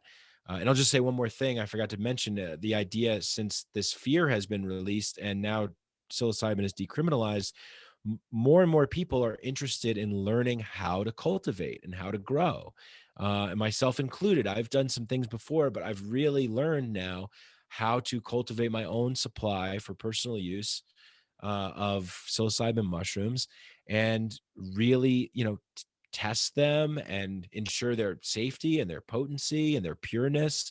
and imbue them with my energy and singing to them and putting crystals in the tents and things of this nature. Everybody is now empowered to really fully understand from nose to tail, from soil to soul, how we can how these things can help us. And when you have a personal relationship with it, you're empowered. And when you're educated, you're empowered. And then when you're empowered, you're free. So that's what's going on over here, and we're super excited to be launching it in 2022 statewide. Yeah, beautiful. Do you think that's going to be the way of it, is through decriminalization or uncriminalization, starting with things like psilocybin? I mean, it's already with marijuana, psilocybin, maybe eventually ayahuasca, iboga, other things. Do you think that will be the way of it, or do you think also with this idea of liberty and religious freedom that more and more churches are popping up, or do you think those two things will just kind of run congruent, and maybe as churches become more common, it will start to become more decriminalized? Do you have any sense of the direction that's moving? Yeah, so I know that one of the big components of this 2022 initiative is also to give access for therapists, to give psychotherapists, to make this a thing that can be above ground, because there's so many people that want to experience these altered states, these non-ordinary states that psilocybin can provide, and that ayahuasca can provide, and that iboga can provide, and that all these medicines can provide. However, they don't know anything about it, and they would like to have a guide. And we know the power of having a guide, and we know the power of having a facilitator in there. And there's so many people that are getting into the field of psychology, transpersonal psychology, and even like our buddy Sean, cognitive behavioral, and so CBT, that there's a fusion here. Sort of what I was talking about with the plant medicines and technology kind of world. There's also a fusion here of psychology and somatic therapy, and so that is going to be a big part of the initiative, is granting access to these things, so that these people who want to get this help with these guides and with these therapists and these trained professionals can get access to do that. And as far as the churches, I don't know too much about that, to be honest. But I do just kind of have an intuition that when you start saying church and psychedelics, that the average person kind of I don't necessarily know if they're quite ready for that yet. It's almost like Marty McFly in Back to the Future playing Van Halen in the 50s. Like I don't know if they're quite ready for this one yet, but their kids are gonna love it. But I don't see any issue with that, though. I think that's we have the right to explore whatever sort of beliefs that we have, as long as they're causing no harm to anybody else. So, and these things are deeply spiritual, deeply connected to our belief systems, and deeply rooted in biblical stories. Several people, Tom Hassis, who I had on the show, and Danny Nemu, among many others, draw comparisons. Brian Maruscu, the Immortality Key.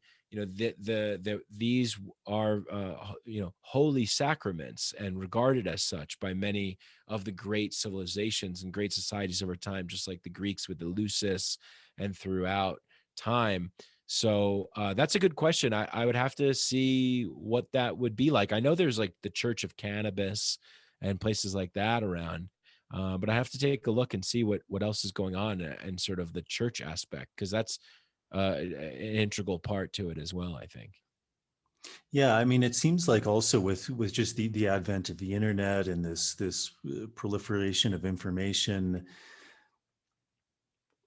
I mean, my sense is anyone who's really gone deep into these plants can begin to see the parallels of how all religion at its root was probably working with these substances, and that's been brought to light in many religions. I mean, most likely Zoroastrianism, Hinduism, certainly, all the shamanic religions, uh, Greek mythology, Egyptian mythology, and even Yes. Yeah. now more and more probably Christianity as well, because again, Christianity was just an evolution of Greek mystery schools, of Egyptian mystery schools. So that seems like it's going to be a real kind of shift, and I'm curious how people will take that. I mean, I'm sure in the beginning there'll be some resistance, but it seems like with anything, I mean, as more and more evidence and more scholars begin to look at it, that's really going to change kind of humanity, that we see that this was an integral part.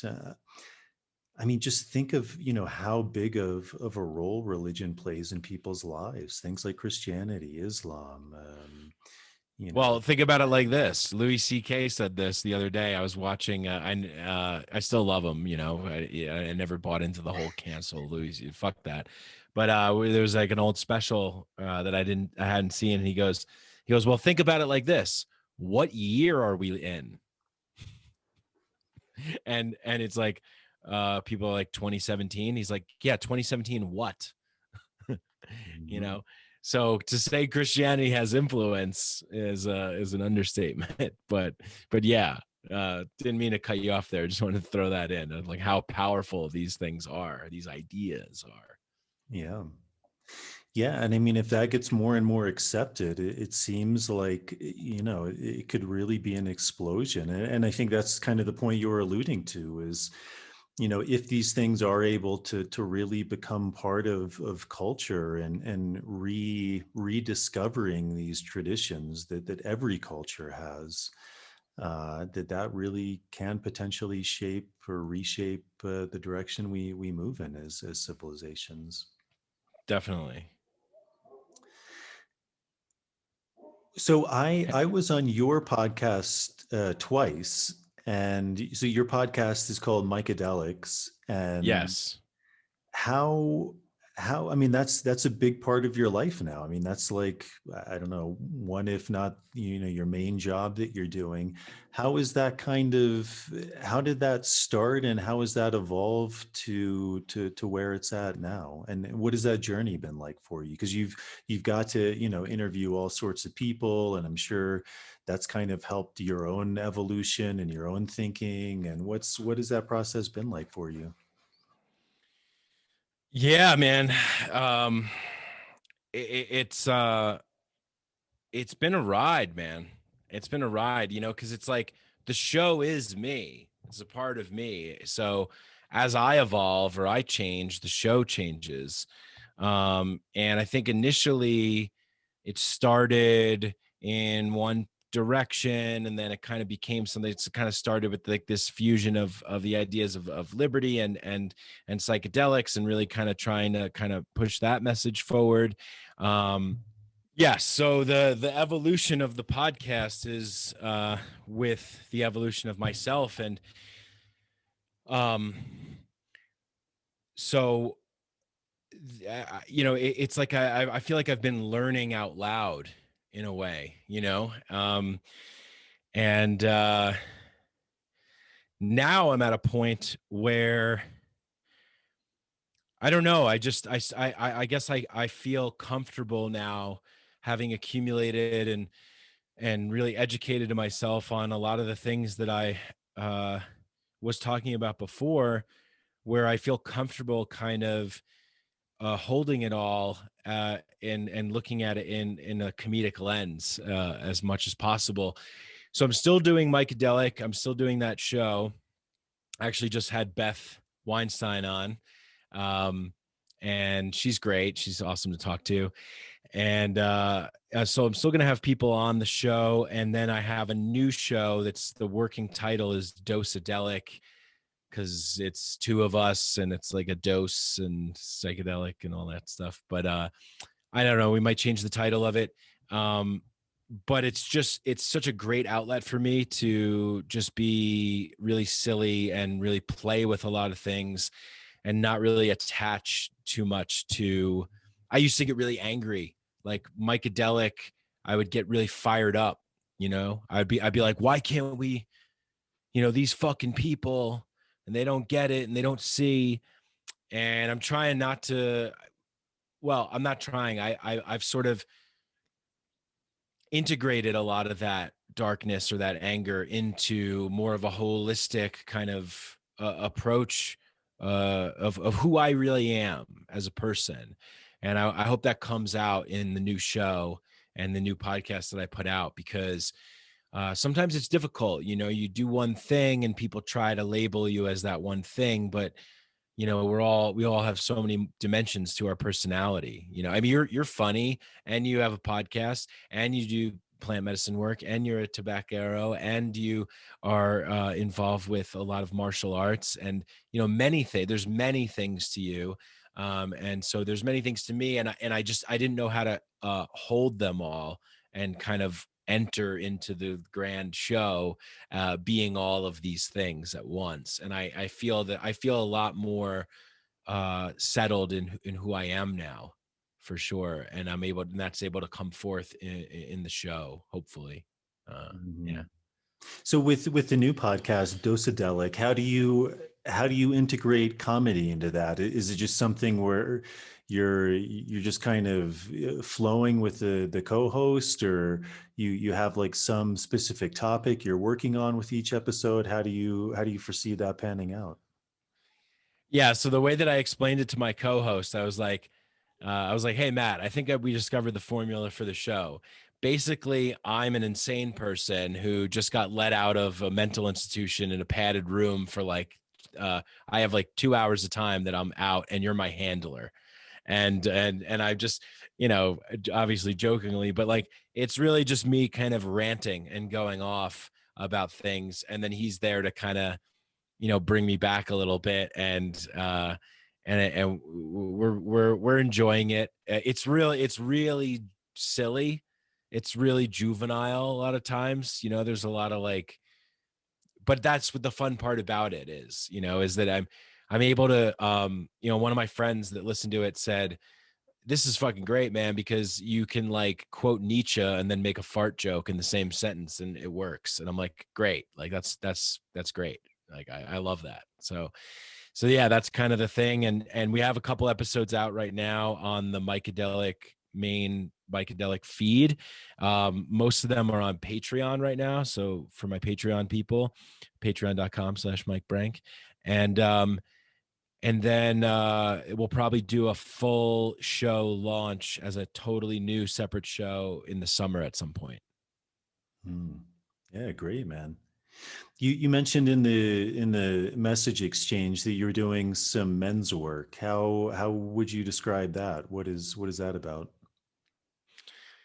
Basically just, hammering stuff, chopping trees down. No, I'm got my Paul Bunyan outfit on here in the Colorado wilderness. But yeah, it's something that I got into. My friend Bill Burns, who I had on the show a couple times, he started this project called Connection Council during the pandemic, around sometime around this time last year.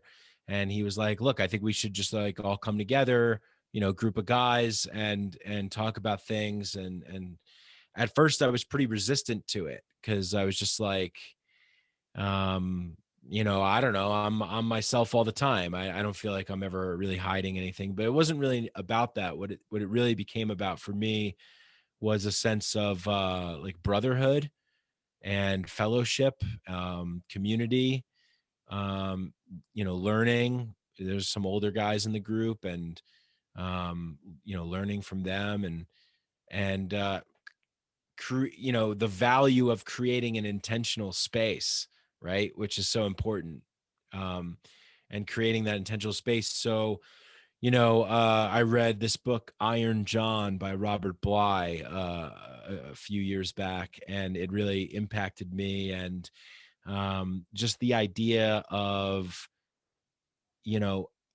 men, there's a lot of men, and I was one at various points in my life, where I was like like an incel, like I was like a shut in, where I just was a recluse who felt lonely and isolated, and that I felt like I couldn't really function in the world. There was no place for me, and there was no community for me. And if I wanted to have friends, I had to go out and drink alcohol. And, there was, I felt stuck, and I felt like I couldn't really be a healthy version of the man that I thought that I could be or think that I could be.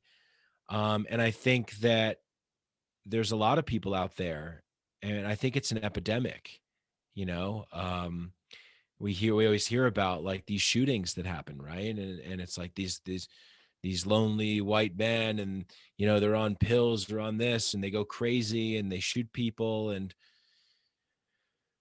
it's like, what kind of society are we living in where this kind of thing is happening? And it's not just that, but it's all kinds of things, right? And it's like, there's a great push to raise women up and raise everybody up, but for some reason, it's men, it's just, oh, you're a man. Or if you're white, if you're a single white cis male, you're the worst. And that's not, what does that say like to people in the world? It's like, to those people, we should be saying, hey, we're sorry. We want to create a place for you. We want to integrate. We want to get a healthy version of masculinity, because I think that if we have a healthy version of masculinity in the world, this sort of the gardener that keeps his sword sheath but who's ready to go, that sort of ethos of really fully embodying everything that it is to be a human being, and then showing up as a man in this environment, to that we could really do a lot of really great things and change the environment in which we live in. Because right now, most of the men that are in power, most of the people that are in power, haven't had initiation rites of passage to make them worthy of holding the true sort of morals and values of what a actual true kind of society would be. So that's the work. And like I said, it's really about this brotherhood aspect, especially as you get into your 30s and older. There's this sort of like cliched stereotype of like the single lonely man that like goes to the supermarket and buys a microwave dinner, and the couch potato guy and all this stuff. And it's like, doesn't have to be that way. You can make friends at any age. And so I want to be a part of bringing more of that forward. And so a couple of my friends and I are going to be starting a retreat series that we're going to be launching, that's really going to focus on a kind of primal sort of aspect to male masculinity that we don't necessarily see encouraged, or at least not in a healthy way. Because I think that there is like a violent and dangerous element, as like with martial arts and things. I think that's, if I could speak for you, I think that's why you kind of like to, you get that energy out and move, and there's a lot of lessons that you can learn and from that. So that's what that work is about. And also for younger kids too, because when I was a young kid, I was totally lost. At age 13, 14, I went the path of being a real degenerate, like, because I just didn't have anybody in my life to say, hey, you can be strong, you can be tough, you can be vulnerable, you can be real, and you can also be a good person, and they all can come together. I didn't have that. I had no direction, I had no rites of passage, I had no initiation. And so there's a, when you don't have that, you just get a bunch of undeveloped man children walking around. And you gotta clean your room. Yeah, it's Yeah. interesting because I was asked to run a men's workshop a number of years ago, like an ayahuasca workshop, and it didn't really resonate. I mean, I didn't really know what that would look like, and it's interesting because at the temple where I've worked, they ran women's workshops, and that seemed to have a very clear idea of what the needs were and how that would work. But it's been interesting because in the last, I'd say just maybe in the last year or two, I felt that there is more of a need for that. And I feel maybe kind of fortunate of how I grew up because I was involved in Boy Scouts, and that's when it was still for boys. Now it's anyone can join. But, that was a beautiful thing. Like there was a bonding there. There was like this brotherly aspect of being around, similarly aged boys. It was goal driven. It taught you real skills like how to start fires, how to hunt, how to camp, how to live in the wild, like, how to do like even like things like sew, how to fix things, how to do things that were actually considered really good in a boy's developmental period. And then getting into martial arts, I always felt, that's also, any gender can join, but it tends to be predominantly men. And that always felt like a brotherhood too. And there is something about that. And, you use this idea of kind of like getting out violence and aggression. And, it's something that, where I think I've also begun to see it's become more important. Maybe I'll put a link to this article, but it was written by this guy Jacques, who's the head of Takiwasi, which is a really big plant medicine center. Mm. And he was kind of alluding towards, this idea of like ayahuasca and this more feminine aspect. And the article was actually on tobacco and how it embodies a lot more of these masculine qualities, and how a lot of these things are actually severely lacking now in the society that we live in. And I think, you can see that in the threads of so many things of, as you were saying, this idea of trying to lift other people up, but maybe forgetting about men, or, these ideas of like toxic masculinity, or there, you read stories of like a kid draws a gun in school and he's like grounded by his female teacher because that's violent behavior, and these really, I think, unhealthy ideas of trying to enforce what it means to be a man. And I think, even that kind of your final joke, like that's, I think, why people like Jordan Peterson are also becoming so popular. I think that's why mixed martial arts is becoming insanely popular, is because men, whatever we want to believe, we were talking about truth. One of the truths is that men and women are different. From a literal definition, it's two different words, it's two different biologies. It's something that's literally, it's what allows the world to exist, because we have men and we have women, and when those Mhm. two combine, we have life, we have creation that cannot exist if we don't have polarity, if we don't have men and women. And it does seem like a lot of the direction we're moving in society is really getting away from like what it means to be a man, and these qualities that I think have been taught, which of course taken to an extreme can be bad. Physical strength, if taken to the extreme where it's used as violence, that's bad. But if it's used as protection, then it's a good thing. Even like we were talking about socialism, like at the end of the day, that, putting the responsibility on someone to enforce your beliefs, who's going to enforce it? Men with guns. That's the Right. reality. And Right. so it does seem like in many ways we're beginning to lack those things. What does it mean to be a man? What does it mean to embody that strength, that stability, these kind of classic archetypes, the groundedness, the clarity, the, even that kind of idea of the silent stoic man. There's, of course, taken to an extreme, it can be bad, but there's a value in that, like the centeredness, the groundedness, the, when the world is in chaos, like what is that pillar that stands strong on principle and is able to put order to Hmm. things. Yeah. And so yeah, I think that's a really important thing, and something we're severely lacking. And I think that's really great you're doing that, because I think that's more needed. And also, as you said, with the pandemic, I mean, yeah, having kids inside isolated, not with their friends, on the computer all day, it's devastating Yeah. to not be able to be physical, to embody that physicality. I mean, it was really interesting. And this is where, even talking about like the founding of America, one thing I found so beautiful, and I still find beautiful, is these principles that it was founded upon, these ideas of the founding fathers, which are as relevant today as they ever were. I mean, you read any of those quotes and it's like, wow, they seems like they were alive today, like they were speaking to our time.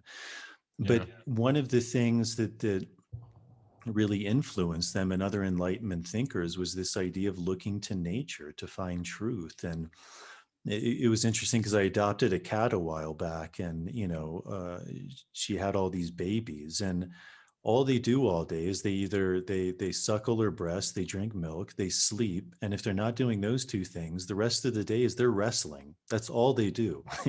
They're fighting with each other, and they're learning boundaries.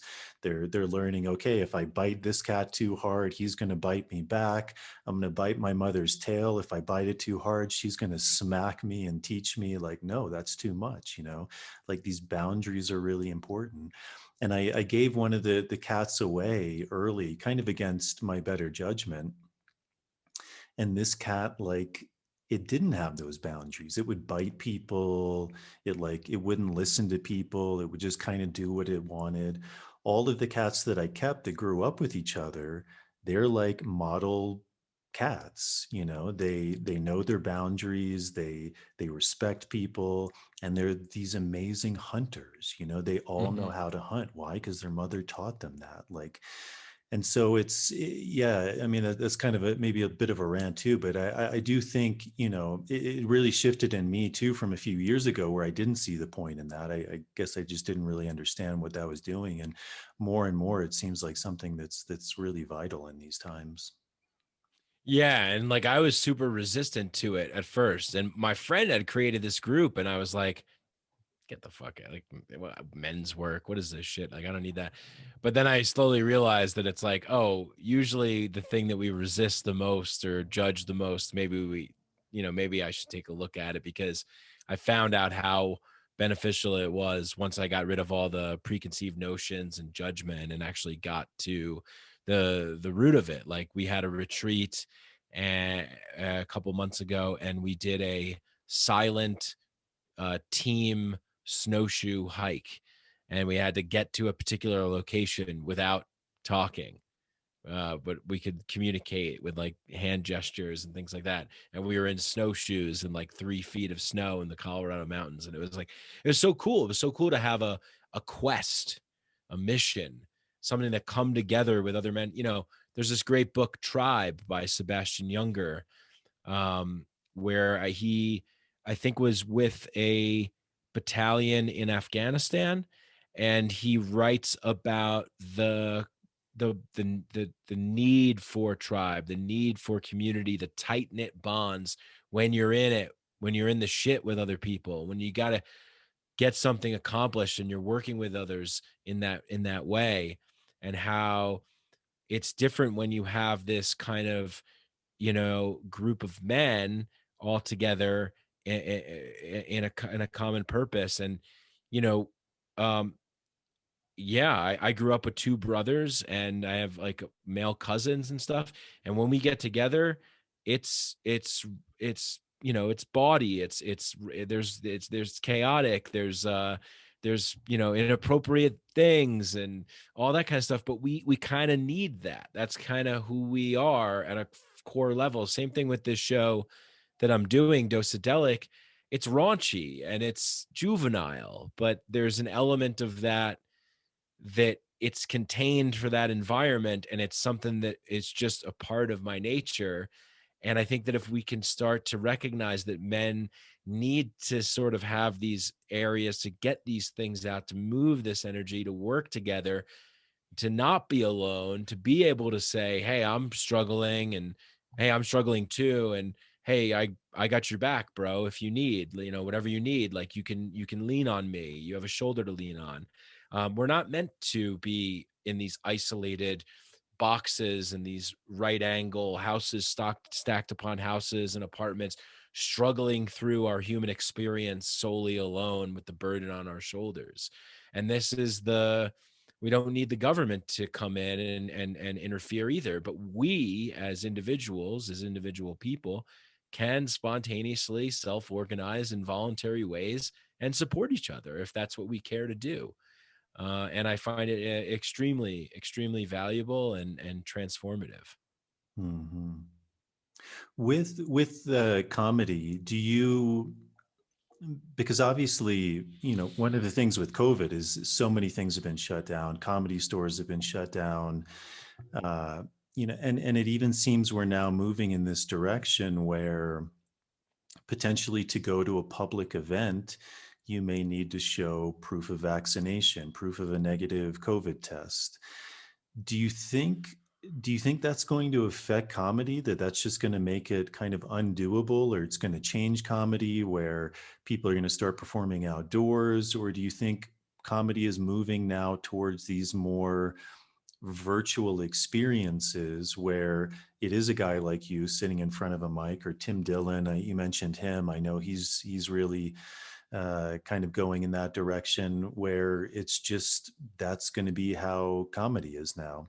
Because a lot of even what we were talking about with comedy is, I know with a lot of comedians, I mean, they made it very public, as many of them don't want to perform in front of many groups now because their comedy is seen as inappropriate. Many comics, for example, have said they don't want to perform in universities anymore because they their jokes are seen as politically incorrect, which is the exact point of comedy, as we were talking about. So do you have any sense of the direction comedy is going to be moving in?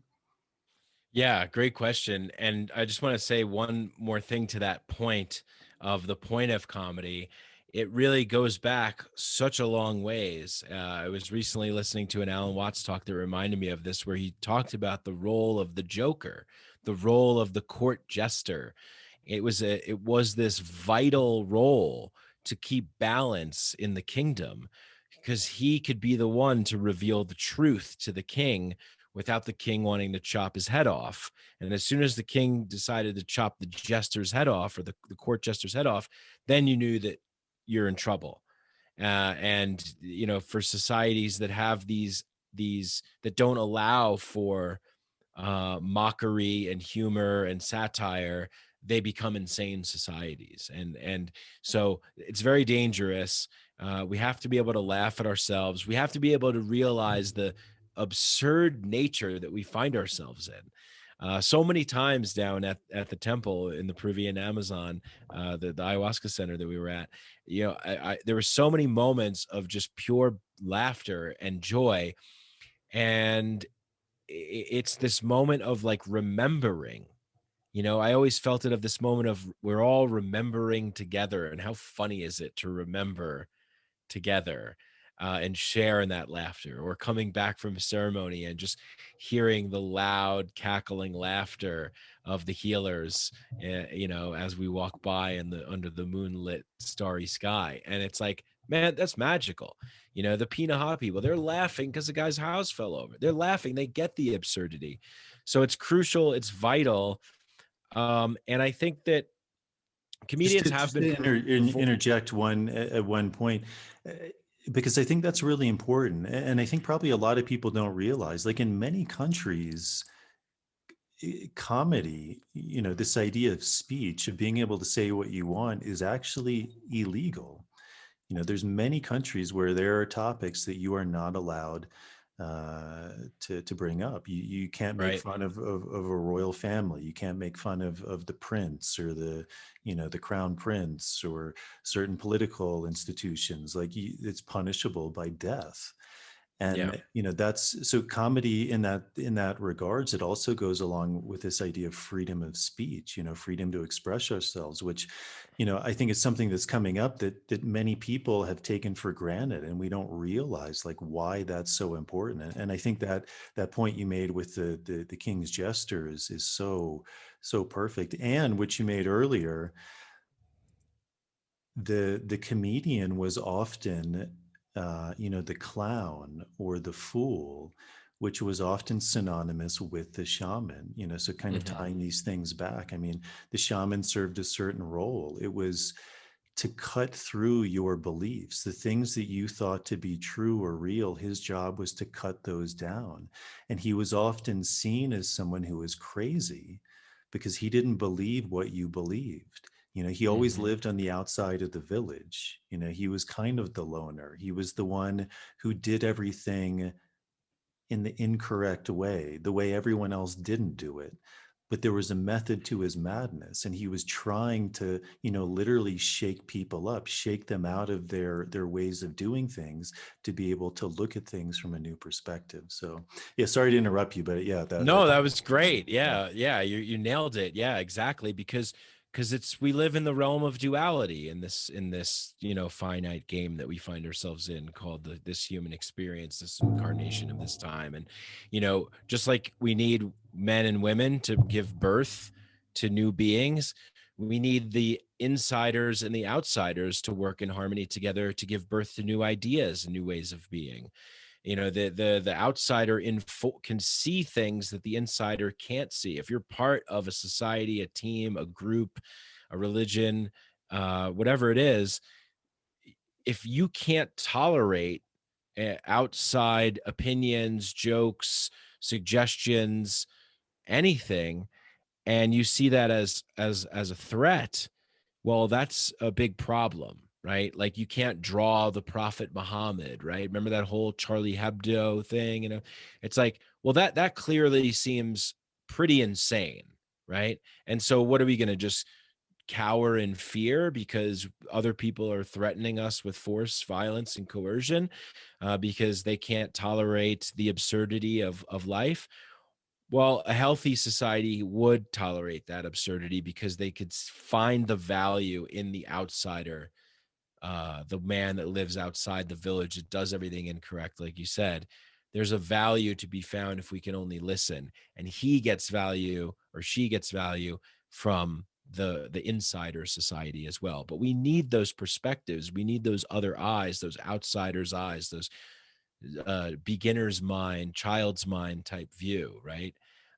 Same thing with like the Zen master who, you want to know about Zen, and he just he says, pour me a cup of tea and don't stop. And it's just overflowing in the cup. And it's, what's that all about? Well, figure it out and we'll find out together, And so yeah, I think that a healthy way to have that be a part of our world means that we're going to have a much better time of coexisting with each other, and we're going to learn a lot.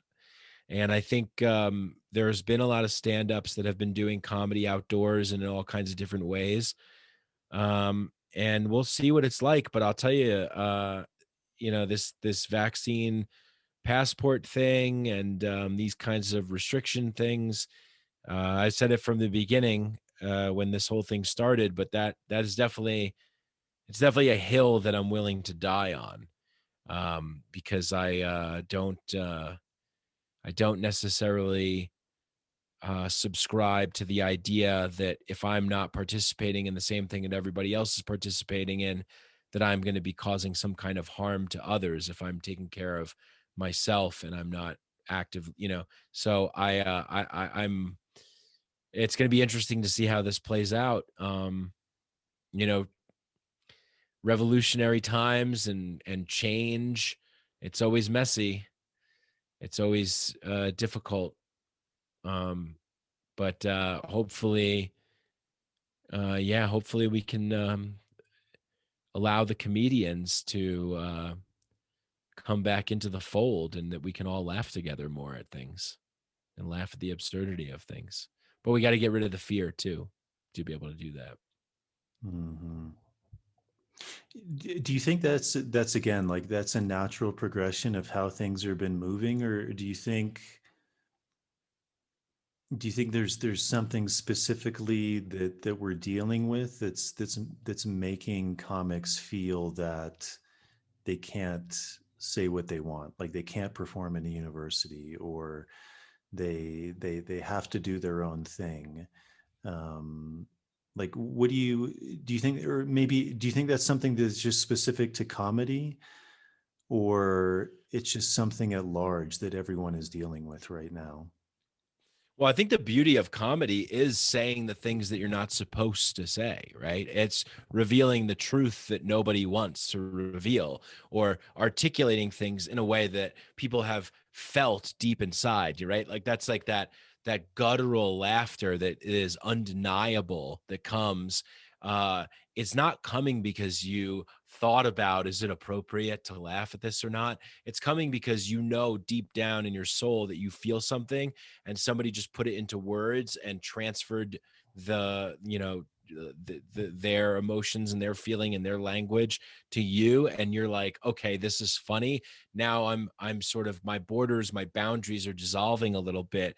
It's easier to kind of feel okay in an environment that can seem really scary and really frightening. But because we're all laughing together, maybe it's not, and maybe we're all feeling that same thing, you know. But yeah, that you have to have the freedom to be able to express yourself in whichever way that you do. And that leads to ingenuity and innovation and cross pollination and collaboration and cooperation. Because when we hold back what we think and what we feel, we create, this sort of like pressure and these confines and constrictions within us, which lead to dis-ease in our bodies and our minds.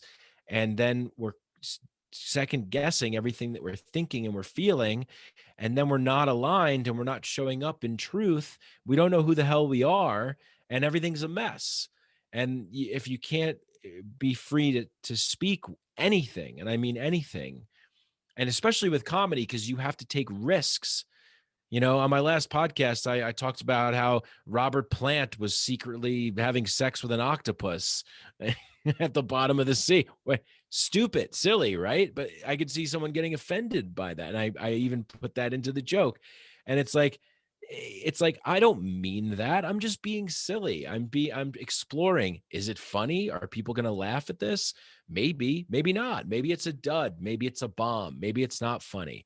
But I need to be able to have the expression to go to those uncharted territories and those uncharted waters, those lands of the unknown, the depths of the soul and of my beingness, to see what's there so that I could paint on the color palette of this big canvas of our world and add some kind of color to it. And so I think that having that ability to do that is a vital importance, and not just in the world of comedy, but in the world of ideas, in the world of how should we behave and how should we act and how should we govern and how should we organize and how should we contribute to creating a better world.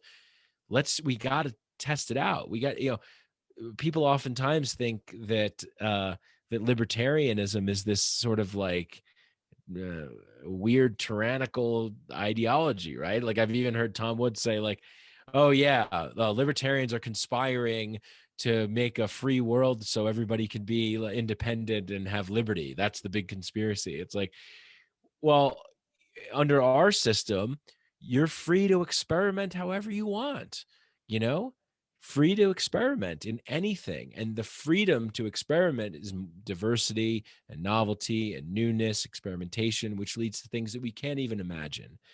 So in some places they can experiment with socialism. In some places they can experiment with communism. In some places they can experiment with all kinds of radical ways of doing stuff. But I think that we need the freedom to experiment. We need the freedom to speak. And if that's restricted, then we're restricted. We're constricted. We're living small. We're boxed in. We're closed in our rooms, under our covers, hiding away, locked away, covering our faces, afraid to come out.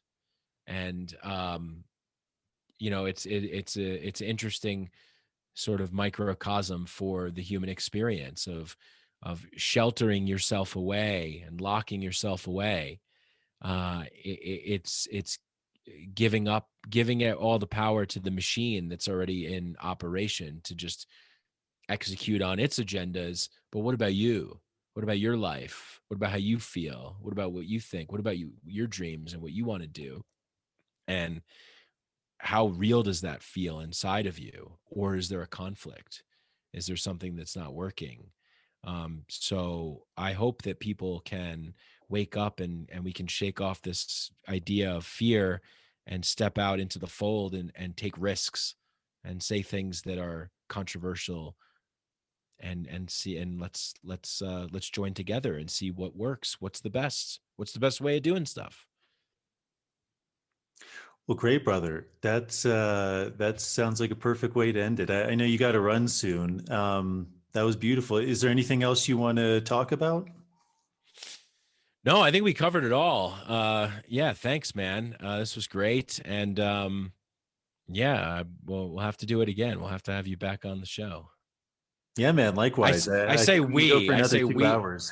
I always say we when I'm referring Yeah. to my show. It's literally just me. But when you say we, it sounds better, right? Yeah. Sounds more professional. Yeah. Yeah. Well, cool, man. It's great seeing you. You look good. I'm happy to hear all the things you're up to. Your show, your new show, the projects you're running. If people are interested in hearing more from you, how can they listen to you? Through your podcasts? You said you're running some retreats too. Is that something people can find out more about? Yeah, so I have a link tree that has like all these links where you can go to all the various places. I'll send that to you. You can put that in the show notes, and people can just go wherever they want. The podcast is out everywhere, so Spotify, Apple Podcasts, YouTube, Stitcher, all the places. And yeah, just Google my name and Mikeadelic, and sometimes I go by Mike Brank. My website is actually that. So it's mikebrank.com, BRANC. I sort of Ellis Island, my name for the internet. And then Patreon is where I'm doing a lot of really cool things.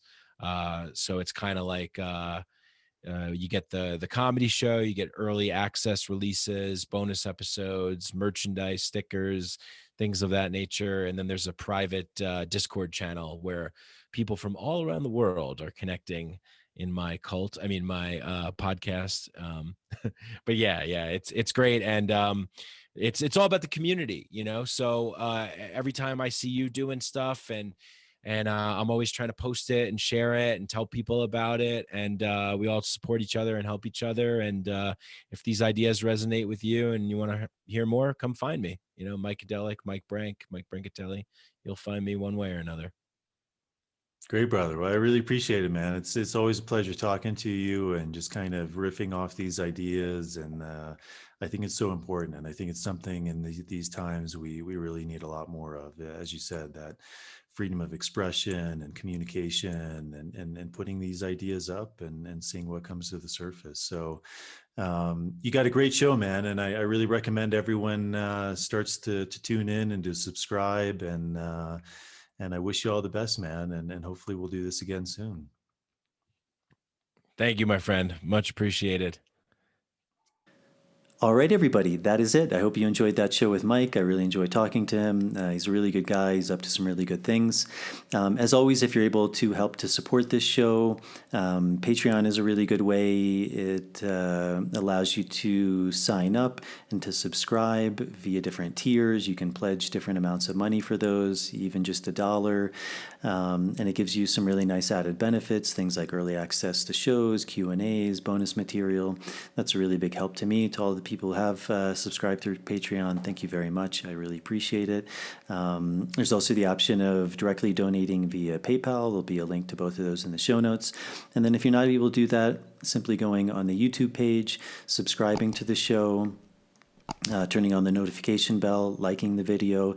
That's a really big help with the algorithm so that this show can get out to a bigger and broader audience. And then with the audio version going on Apple Podcasts, also subscribing to the show and leaving a starred rating and a short review is also a really big help. So I think that's it. My next guest coming up, I believe Roman will be coming on next. He's the head of Paititi, which is a really big plant medicine center here in Peru. They do really good work, so I'll be speaking with him. A lady named Tree Carr will be coming on to speak about dream work and the dream world.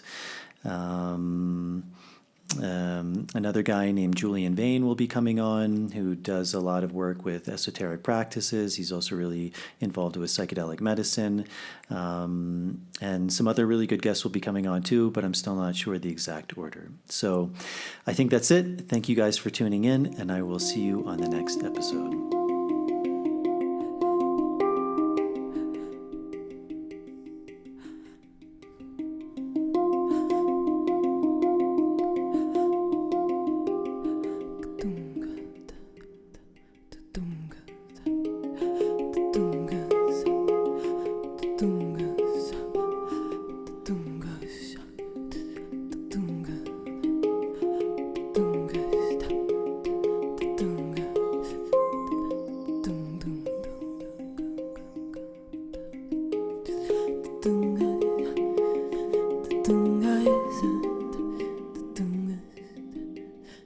Tunga